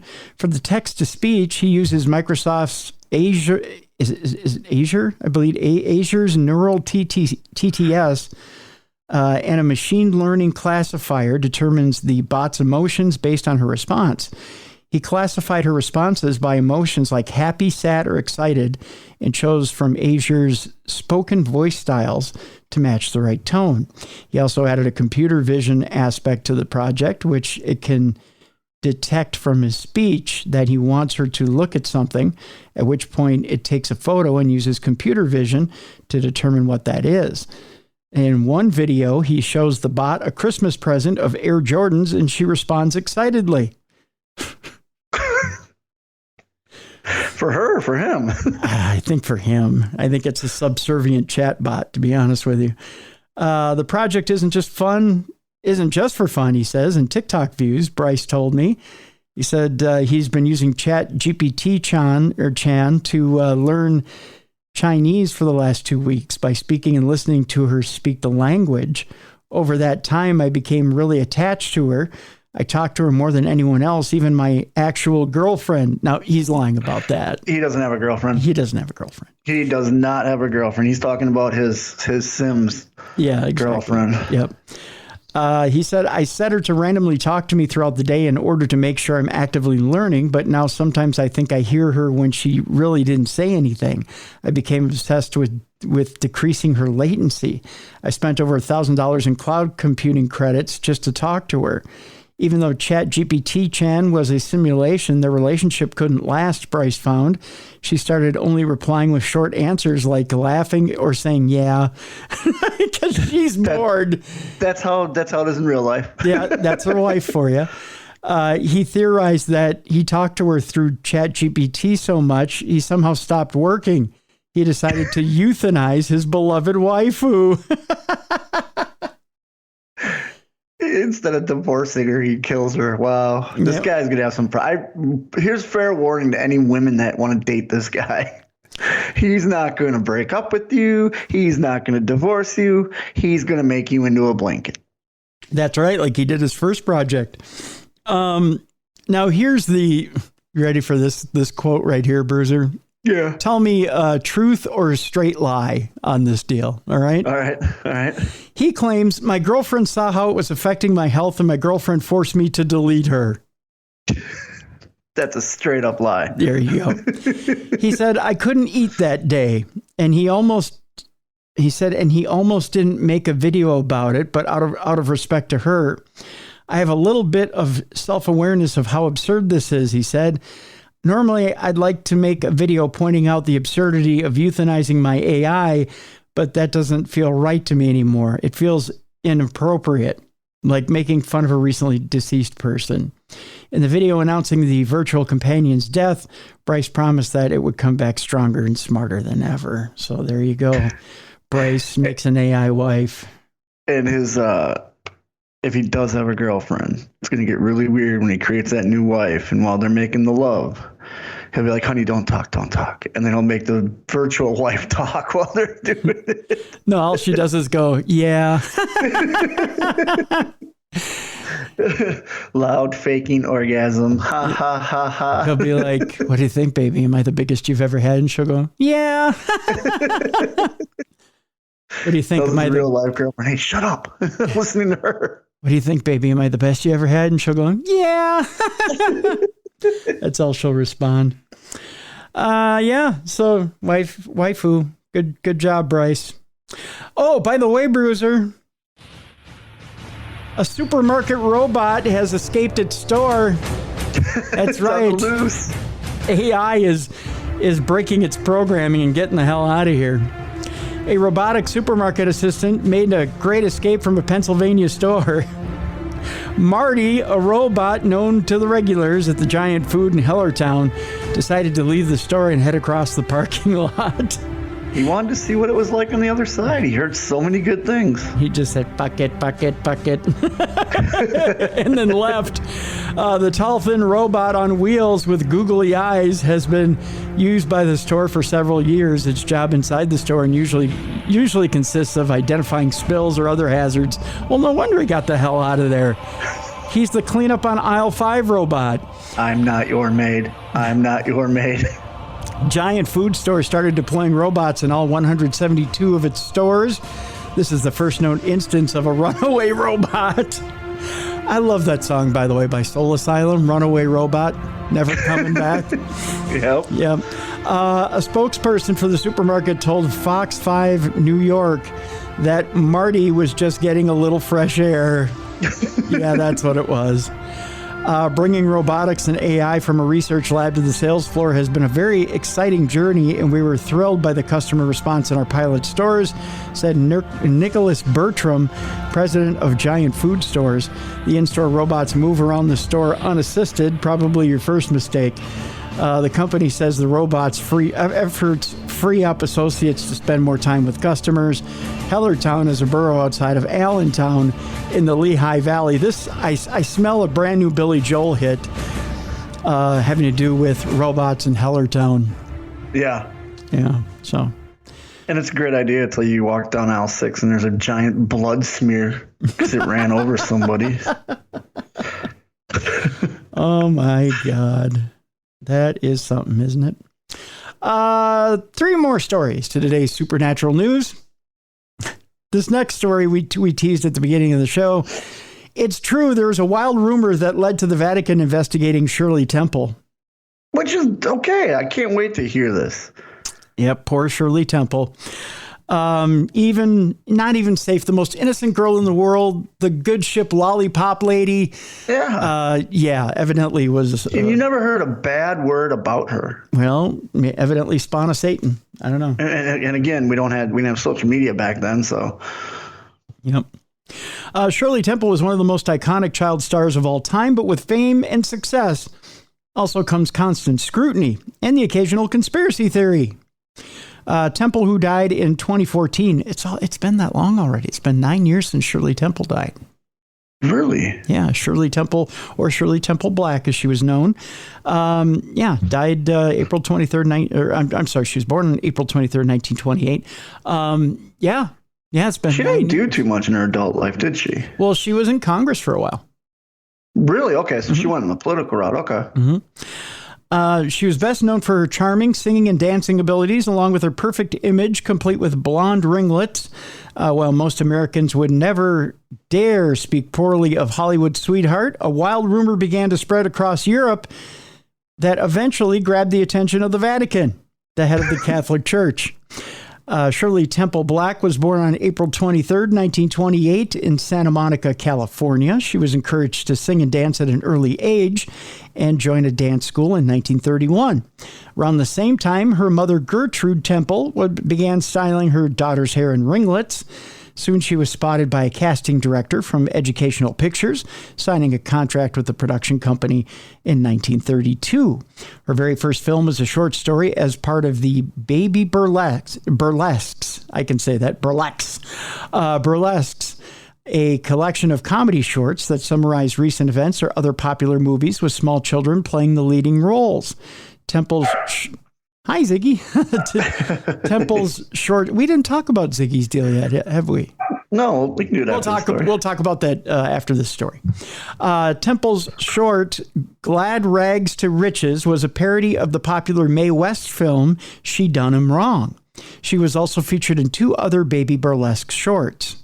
2 years after the burlesques, Temple became a breakout star in Bright Eyes, even winning a special Juvenile Academy Award in 1935. Other classics like Curly Top, Heidi, and The Little Princess were continued successes. Now, here's the wild rumor that got the Vatican involved in all this. So the Pope's going through his worldly correspondence, and this is the one that caught his attention. This is the one where he goes, this is Shirley Temple. She's a no good. We got to take a look at this one. She's a Satan. At the height of her fame, some speculated that Temple wasn't a child actor, but a 30-year-old adult with dwarfism dressed in a costume. So that means she would have been well over 100 years old when she died. I'm a-telling you, kids. I'm a-taking a look at this actress in a dress. All I see is a dwarf. She's 30 years old. Believers claimed that her stocky build, her full set of adult teeth, this in quotes, and her perfect hair, speculated to be a wig, were all signs that Temple was a fully grown adult. And then as she got older, what happened and grew taller? The dwarves don't grow taller. They get to a certain height, and that's it. Well, now a bruiser. That's a costume. The rumor got so out of hand that the Vatican, which was often used in these kinds of claims as a neutral third party, dispatched an investigator to determine if Shirley Temple was a child or a sham. Bishop Rudolph, you need to go to the America. Why, Pope? Why? You need to see if the Shirley Temple's a dwarf. We need to see if this Shirley Temple really is a child or is somehow a dwarf. Or maybe possibly is some sort of a creature from a Satan. According to Temple's autobiography, child star, Father Silvio Massante, visited her and her family on behalf of the Vatican. Oh, this had to be uncomfortable. Oh, my gosh. Hey, we're Jewish. Why are you here? To see for himself if she really was a child. Can you imagine? Here he comes, old father. Hello, my child. My name is Silvio Massante. I'm here to see if your Shirley, is she really a child? And the Temple family's like, huh? So sorry. The Holy Father sends me from the Vatican with his regards. I bring you a pound cake. And we're going to test your child to chew. Yes, she's going to chew. I am going to watch her teeth. You're going to what? I have to see if my forgiveness. Go to see if you're Shirley. If I can I pull her hair? You're going to what? Hannah? I have to see if she wear a wig. You're going to do what? Here, hold on a second. Shirley, pick up your toys. Okay, what? What's going on? Okay, for many forgiveness. How do you say? If you don't mind, could Shirley lay down on the floor, and I'm going to pull her around by her legs around the living room for a bit, like she's a sleigh. Can I do this? And the mom's like, wait, hold on. Shirley, do your math work now. Okay, what? Okay, this is going to sound very weird. We have a stretching machine in the living room. We're going to stretch her and see if she grow. Okay, so after Father Masante gets done dragging Shirley Temple around by her ringlets, by her legs to see if she's actually a dwarf, then looking at her teeth, watching her chaw on pound cake. By the way, I made all that stuff up just to see whether she was actually a dwarf. The way it actually went, according to the biography, the actress recalled that Mother's eyes widened in astonishment as Masante told Temple's family about the outlandish gossip. In Italy, as in some other countries in Europe, there is a persistent rumor that Shirley is no child at all, the priest actually said to Shirley Temple's mother. And she's like, wait, what? Yeah. Obviously, she is not an adult, determined Father Masante with the Vatican's assurance. The bizarre conspiracy soon fizzled out, as it should. What happened to Shirley Temple? Well, Temple went on to star in 29 films from the ages of 3 to 10, but as she matured, the public grew less interested in the child star, as happens with most child stars here in America. That's what happens. After receiving very little work as a teenager, she retired from acting in 1950 at the age of 22. In 1969, she began a diplomatic career when she was appointed by President Nixon as a delegate to the 24th United Nations General Assembly to represent the United States. She also served as the United States ambassador to Ghana in 1974 and was there till 1976, and was the first female chief of protocol of the United States. Between 1989 and 1992, she served as a U.S. ambassador to Czechoslovakia, the first and only female ambassador appointed to the region. On February 10th, 2014, Temple died from chronic obstructive pulmonary disease after a lifetime of cigarette smoking, a bad habit she hid from the press for most of her life. So there you go. Yeah, COPD will get you. That it will. So that was the wild rumor that she was a dwarf. Okay. That the Vatican had to actually check out. So there you go. I love that's the one they had to do. Like it's the 60s, so there's or actually it was what, the 50s, 30s. So exorcism brand new. They had to see it for themselves. Yeah. One more serious story here before we get to my future career, Bruiser. I hope you've been polishing up your mic skills, getting ready for taking over the show, because by golly, buddy, I found a second career. I think it's going to make a lot of people happy that I'm out of this chair finally, because I you know what? I've got a full squad trained and ready to go. All right. I can't wait to hear it. Okay. Seriously, though, in this story, another alleged Bigfoot sighting has happened in Washington State. This time, Bigfoot was captured on a trail camera. Ooh, okay. See, I was wondering when this was going to happen. Yeah. Some sort of unidentified hairy hominid. By the way, hairy hominid was my stripper name back in college. Hairy hominid. Exactly. Was photographed in a remote area of Pierce County back in August of 2020. The controversial image was submitted to Rocky Mountain Sasquatch Organization by an individual named Jay Louie. Sounds like somebody I borrowed money from in college. Yeah, I was going to say, wasn't he a bookie? Yeah. And it has been attracting a lot of attention on social media recently. When we lived in Pierce, the house that we lived in had a good sized area of land at the back of the property, she wrote. Me and my husband, Tom, used to set trail cams for our 3 young kids. We used to get some lovely wildlife and birds show up. Back in August of 2020, we checked the cameras one day and we found a photo of a strange humanoid-shaped figure that had been captured by one of the trail cams. Not really sure what to make of the photo. We never showed it to the kids.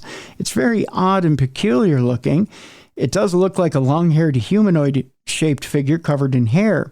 I wonder if it could be some kind of Yeti or Bigfoot-type being. Sadly, the image itself only seems to show a portion of the creature's upper torso and arms, meaning that it's very difficult to make any sort of positive identification. While it could be some sort of animal, it's also possible that it's a little more than a person wearing a costume, and that the image was sent to the organization as a joke. It says that the image is here above. Let's see what this thing looks like.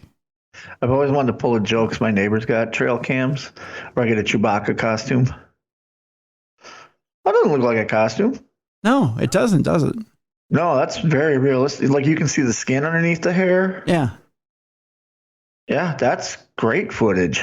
Yeah. So, you know what? I may put up the link on the description of this program so you guys can take a look yourself.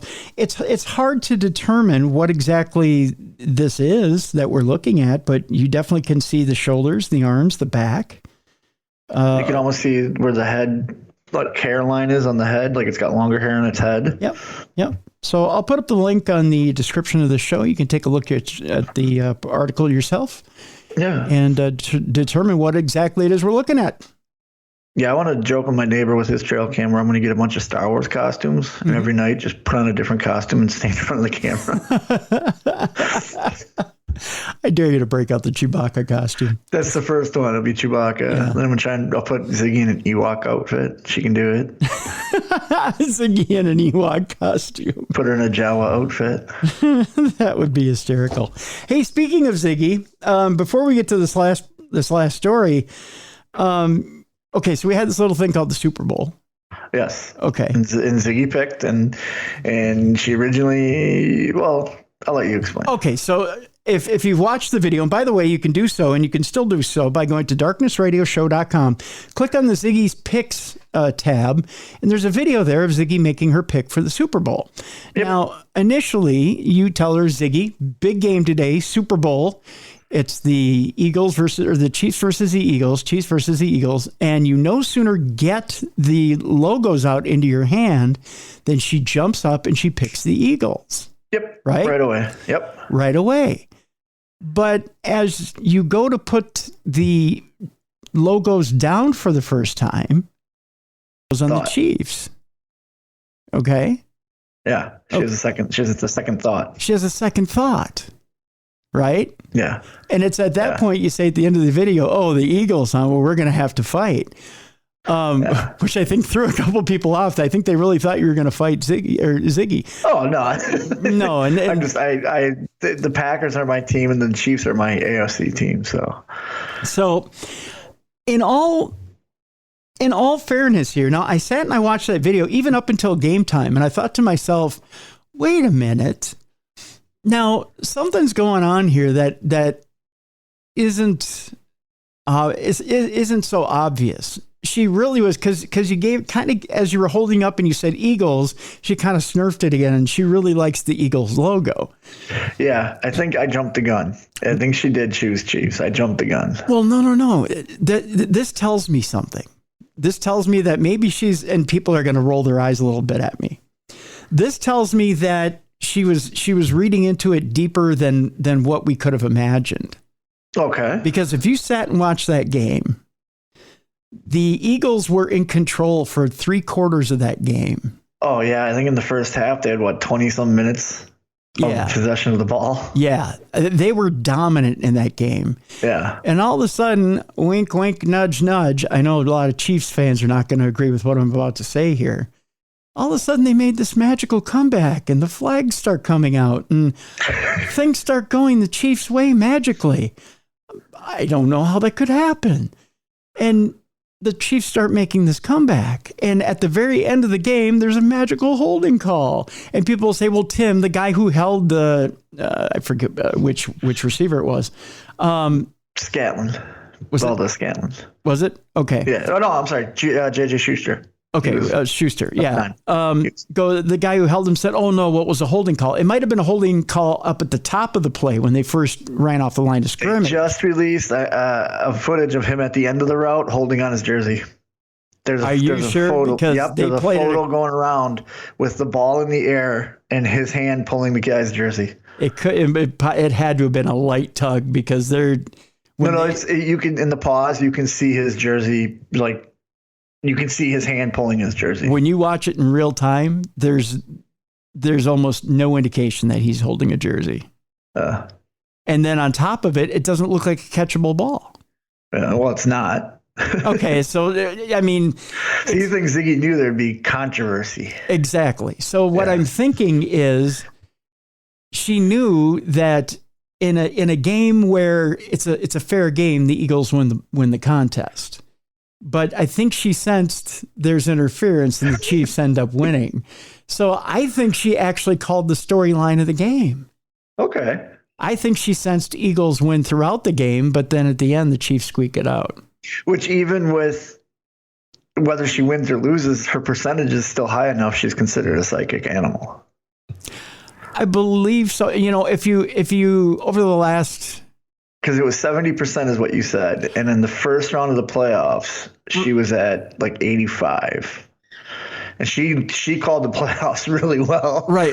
That was over. I think that wasn't over the total because I went back and I calculated. Okay. Over all the weeks. And I think she was at 60%. Okay. So I can't make money off her. No, I'm not saying you can't make money off of her. Jeez. That's still better than a lot of people out there. What's scary is for championship week, she picked both teams to go to the Super Bowl. Yes, she did.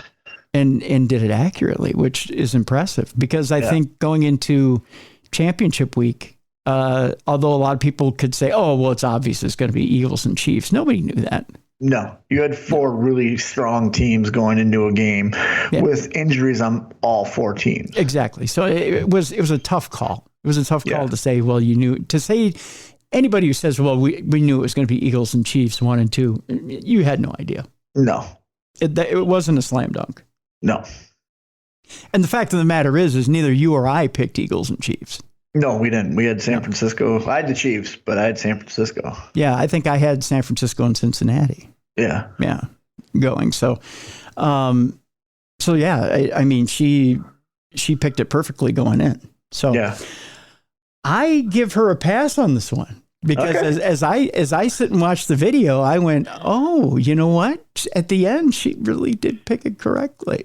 Yeah, I'll tell her that when we're done recording here. Yeah, so I she'll look at me all confused, probably give me a bark and want to go outside. That's right, and then she'll want to see if those chipmunks are awake yet. So, the squirrels have been awake around here. So are they? Yeah, and in Ziggy's world, the squirrels and the birds are against her. Ah. We have a blue jay that loves to mess with her, and he will sit just he knows the length of her leash. So he'll sit a few feet from that so she can take off, but she can only go so far with her leash. Right. Yeah. And now the squirrels, now that they're out, they'll get her riled up going around the trees and then into the ground. And then here comes the blue jay. He'll sit down chirping. She doesn't know what to do. You're leading me into the next story so well. Blue jays, by the way, are some of the meanest birds ever. The blue jays actually pick up my chipmunks. Yeah, the blue jays out here pick on the cardinals and Ziggy and the squirrels. Everybody. It's just one. There's just one blue jay that does that. Yeah, we have a family of them. We have a mama, a papa, and then they had some babies this last year. And the papa was just a mean mother. You know what? He would pick on the chipmunks all the time. Yeah. So he'd come by and he'd knock over their food dishes and try to steal seeds and stuff like that. And I know you put out seeds for everybody. I mean, it's, when you put out food, it's a smorgasbord. Everybody's going to, everybody's going to, it's a buffet. Everyone's going to come by and eat. Right. You can't say it's just for one species of animal or the other. Everyone's going to eat. Squirrels are going to get in there. The birds are going to get in there. But some are more messier eaters than others, Yeah. The chipmunks tend to be very clean eaters. They tend to, split everything up right there in the dish, and they don't drag stuff outside the dish. Birds do, though. Birds are messy. Oh yeah, birds get it all over the place. Squirrels get it all over the place too. They have a blast zone around a dish that's about 3 feet. It's like they're kicking the crap out of the dish. Speaking of Bruiser, I have a new career, I think. Okay. I'm going to make a ton of money. Oh, all right. Let's see how we can do this. I'm talking probably in the hundreds of thousands of dollars. Really? Yep. I think probably enough to much people's surprise and chagrin, and probably to their celebration. I can quit the show now. You can take over, and they can hold up their middle fingers as I walk away from the show. We don't want you to walk away from the show. But what's this temptress that's leading you away? Well, Bruiser, I got 3 words, man. Okay. Drug detecting squirrels. I got the force right out here in my front yard. I figure I get them trained in about 30 to 90 days. You're gonna teach instead of squirrels, you're gonna get Chip to do it. Be like, all right, Chip, this is marijuana. This is cocaine. That's right. I'll have a multi. How would you say it? It would be a multi-species force. I'll have the squirrels, chipmunks. Squirrels, chipmunks. I'll have a rodent force that I'll have trained to sniff out different things. So the police knock at your door. Mr. Dennis, we noticed there's been a large amount of cocaine coming through this house and some mushrooms and LSD. And you're just like, well, hold on, officer. Hold on. I'm training my chipmunks and my squirrels. You know what? The mayor lives down the block here. Oh, so you just get him on board. You're all set. I'll just say, you know what? Go talk to the mayor down the block. I am now an officially deputized. Yeah. Yep. Of the county. You come see me when you need to find me. You boys are going to be calling me when you pull that guy over and you don't know if he's got drugs in his car. That's right. So not only am I going to train him in drugs, but I think I'm going to talk to Steve Dittmers, who we had on True Crime Tuesday the other day. Uh-huh. I'm going to train one of them in scent, so we can do scent trails. Okay. And maybe I'll do scent trails with the chipmunks. And train one as a cadaver. Yes. Yep. And do one as a cadaver chipmunk. So I'll do scent, I'll do cadaver, and I'll do drugs. You got it all covered. Yeah. I don't think I'll ever have to, work an honest day in my life again. No, you're going to be a busy, busy man. Yeah. Just you got to get him trained. It's just finding the harnesses and the bulletproof vests for those little rodents. Why would they need bulletproof vests? Do you really think the criminals are going to start shooting at them? Well, yeah. Especially, can you imagine it if you're a coked out drug lord and you see a little chipmunk coming at you or a little squirrel coming at you? Start shooting it. Yeah, first of all, they're going to take a shot at it, so you got to cover them up with some sort of bulletproof vest. Well, you have to worry about your chipmunks. They're fast. Oh, they are fast. But no, those little guys, they're canine officers too. They wouldn't be a canine officer. They'd be a rodent officer. They'd be an animal officer, yeah. Yeah, so, you got to protect them, Yeah. I wonder if they make little helmets for them. I'm sure they could. Yeah. It'd probably be like a little armorized peanut shell that they could put on their head. Would you have it where you're at your desk and you get the call and you hit a button and the wall spins out and it's nothing but chipmunk-sized body armor and weapons? Yep. Yeah. It's literally like the size of a notebook out of your wall. Yep. It's just like a wall safe. Yeah. And then I'd call them in by name and they'd have to armor up. I'd have to armor them up. And, although to get them to stand still while you do it would be kind of tough. That's where the sunflower seeds and the almonds and stuff come in. Yeah. You have to get them to stand still. Maybe you feed them an almond and have them chew on it while you armor them up because you got to get them to stand still somehow. Yeah. Police in the Chinese city of Chongqing is what it is. Chongqing. I thought that was the canned Chinese food you bought at the supermarket. Have begun to use specially trained squirrels in their war against drug traffickers. So there's already a program on how to train them. Yeah, you gotta learn Chinese. That's right. The police dog brigade of the criminal police detachment in the Hechuan district, Chongqing, is successfully bred their first batch of drug-sniffing squirrels in China. The breakthrough was part of the country's national key research and development project, which sought, among others, the creation of new training methods for anti-drug animals. Apparently, scientists have been aware of squirrels' keen sense of smell for a long time, but rodent training methods were apparently not advanced enough until now. Until now, Bruiser. Well, I know in Africa, they use rats to find buried landmines. Oh, I couldn't do that to my buddies. No, they don't blow up. They have them go along, and they will stop and signal when they smell the landmine. Yeah, but what happens if one of my guys gets in a jam and they step a little too close to a pressure plate and boom? That's why you train them. They have to rely on their training. Yeah, but I can't put them in that kind of danger. You know, I can't. I got not too many landmines in America, though. So look at that huge shell that's in the middle of Gettysburg. Well, so it could be like a bomb sniffing. A bomb sniffing squirrel or a bomb sniffing chipmunk? I couldn't do that. I couldn't put my guys in danger like that. You put them in danger when you were just worried about a cracked out drug dealer shooting them. Well, they got a fighting chance with armor and little weapons. Yeah, I mean, give them armor with the bomb thing. Give them the bomb squad armor. They can't survive an explosion. I mean, God forbid our gas main ever went up here at the house. We'd all die. Well, yeah. You know, I mean, I think it's something you need to look at. I don't know. More money for you. Yeah, but that not that kind of money. That's too far. That's too far. Chinese news outlets recently reported that the police dog brigade of the Hechuan district had successfully trained 6 drug-detecting squirrels, which will soon start working alongside police, helping them find hidden forbidden substances. Yin Jin, the lead trainer. Your squirrel's going up my ass. Why is your squirrel going up my ass? Get your squirrel out of my ass.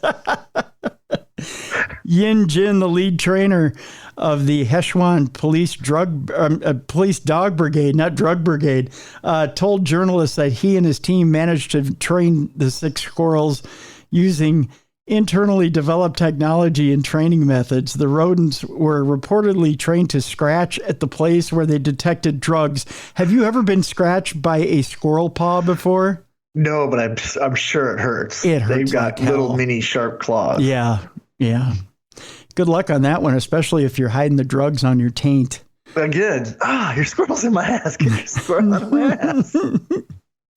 Tests showed that not only are the squirrels just as effective as sniffer dogs at detecting drugs, but they also have the added advantage of being smaller, faster, and the ability of reaching high places that dogs can never check. And to give you an idea, Bruiser, this is what a drug-detecting squirrel looks like. Oh, he looks badass. Doesn't he, though? It's a little black. What's that around his neck? That's like a leash or a collar. It looks like a radio almost. Yeah, like he's got like a headset on. Yeah, it's like a radio detecting collar to figure out where he is. It's an ID check. Yeah. That is so cool. Isn't it? Yeah. There's a video to go along with it too, which has got to be the most hysterical thing ever. But I take it as probably them. Well, let's see here. As we're talking, I'm just going to turn the sound down on it and I'm going to take a look at it. But I think it's probably just little buddy just jumping looking for drugs. Yeah. He probably just jumps on the package. I wonder if he goes into the package. That's what she said. Oh yeah. Okay. So he's up on top of the package and then he's digging into it but he doesn't actually open it, but he digs into it like. Well, that's a signal. That's a signal there's drugs here. Yeah. Oh, wow. They're showing different types of packages that they dig into. And that's impressive. Yeah. Yeah. Oh, they wear a little harness. They have a little harness over their shoulders. Oh, nice. Yeah. Well, yeah, that's where they keep their gun. Yeah. Well, of course. So they keep their gun. Oh my God. Yeah.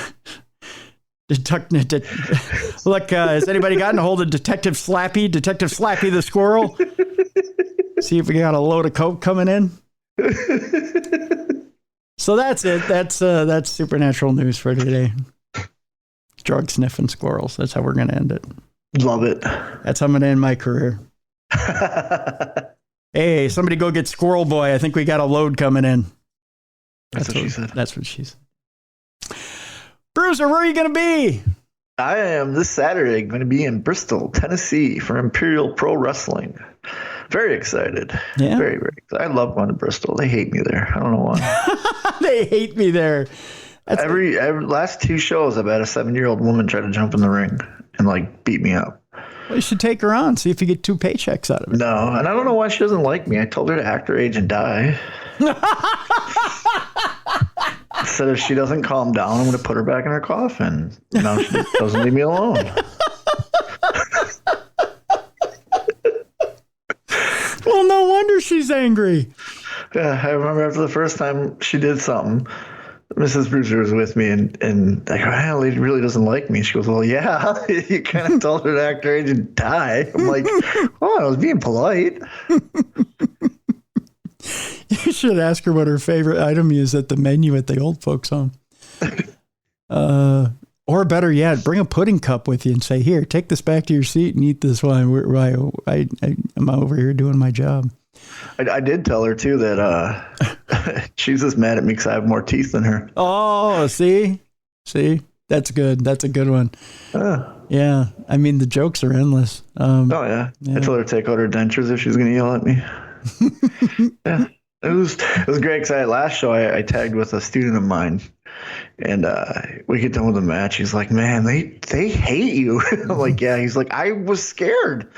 I'm like, well, that's the whole point of being a bad guy. That's right. Yeah. That is hysterical. That's good times. I don't sell too many T-shirts or pictures there either. I can't figure out why. I don't know either. You know what? I think you probably ought to make some merchandise specifically downing the octogenarians in the crowd. Steve Carino used to do that. He had merch that he would have somebody else sell for him. Mm-hmm. And there were T-shirts that said, "I hate Steve Carino," or like little signs that say Steve Carino sucks. See, and he'd have somebody else sell them, but he'd keep the money. And then he'd pay whoever sold them, you know? Yeah. Yeah. I was like, I should do that. I think you should. I think you'd make some good money. Yeah. Yeah. I think you ought to have merchandise just slamming you. Yeah. I'll look into it. Yeah. Look at a graphic designer design a Beer City Bruiser suck shirt. Yeah, exactly. Yeah. I think you do good business. Yeah. I mentioned it yesterday, but again, I don't mention this very often, or I don't ask for this stuff very often. But if you have a spare prayer or a little thought for me this Friday, I'm having my heart ablation surgery. The only reason I ask for that little spare prayer or a little extra energy on Friday is because our good buddy Jerry Pauly had his heart procedure and it was a little rocky. Yeah. And you'll be fine. You look amazing. I know. You're doing everything you have to do. You'll be great. I'm still going to pray for you and send out my good vibes, but I appreciate it. I just for anybody who hasn't seen you, you've lost a bunch of weight. You can see it in your face and your shoulders, and I appreciate it. It's just what's a good way of putting this? Even though you go into a procedure knowing that you know, the doctor I have, and I've told you this personally off air, the doctor I have has done thousands of these, and he's one of the best in the country. His name is Dr. Rukos. He's at the University of Minnesota. He's so confident. If you could bottle his confidence, you could chop down trees with your hand. Yeah. I mean, he's that confident, and he's done thousands of these, and the area where I'm having the ablation is a tough area to get to, and it's a tough area to to deaden, because the nerve needs to be deadened in order to stop sending the errant signals that are causing the issue. And even he looked at me in the eye and said, "Oh, I've done hundreds of those in this particular area." Yeah. And he said, I'm confident that we'll knock it out. I have no question whatsoever. So he said, "You just need to come in, be ready to just lay back, relax, and let me do what I do." There you go. And I was like, great. And there's an 80%, I think it's 80% chance on the first try that they solve the problem. So there you go. That's 80% in your favor. That's right. So, but it was just when I heard that our good friend Jerry Pauly from Hillbilly Horror Stories had issues when he went into the hospital, let's just say my heart went out to him, and I worried, I prayed for him. But then it got in my head a little, to use a sports analogy, got in my head a little. So, and even though I've talked to Dr. Meyer, my cardiologist, and Dr. Rukos again,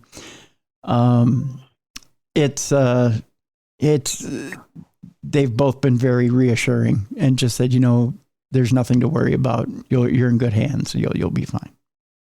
But if you got a spare prayer or a nice thought, I'd appreciate it. It gives you can never have too much. Never, especially when it's a medical procedure. So yeah, exactly. Send it all your way. Exactly. With that, tune in tomorrow. We've got a great episode of Darkness Radio on tap for tomorrow. And God willing and the creek don't rise, we'll have more episodes for you next week. That's we'll put it that way. Otherwise, you'll hear Bruiser from now on out. That's all that'll happen. So that's the story there, kids. So we'll be back tomorrow for another episode of Darkness Radio. I just want to thank you guys for tuning in and being with us today for Supernatural News. If you like this program, rate and review, please. Give us a 5-star review.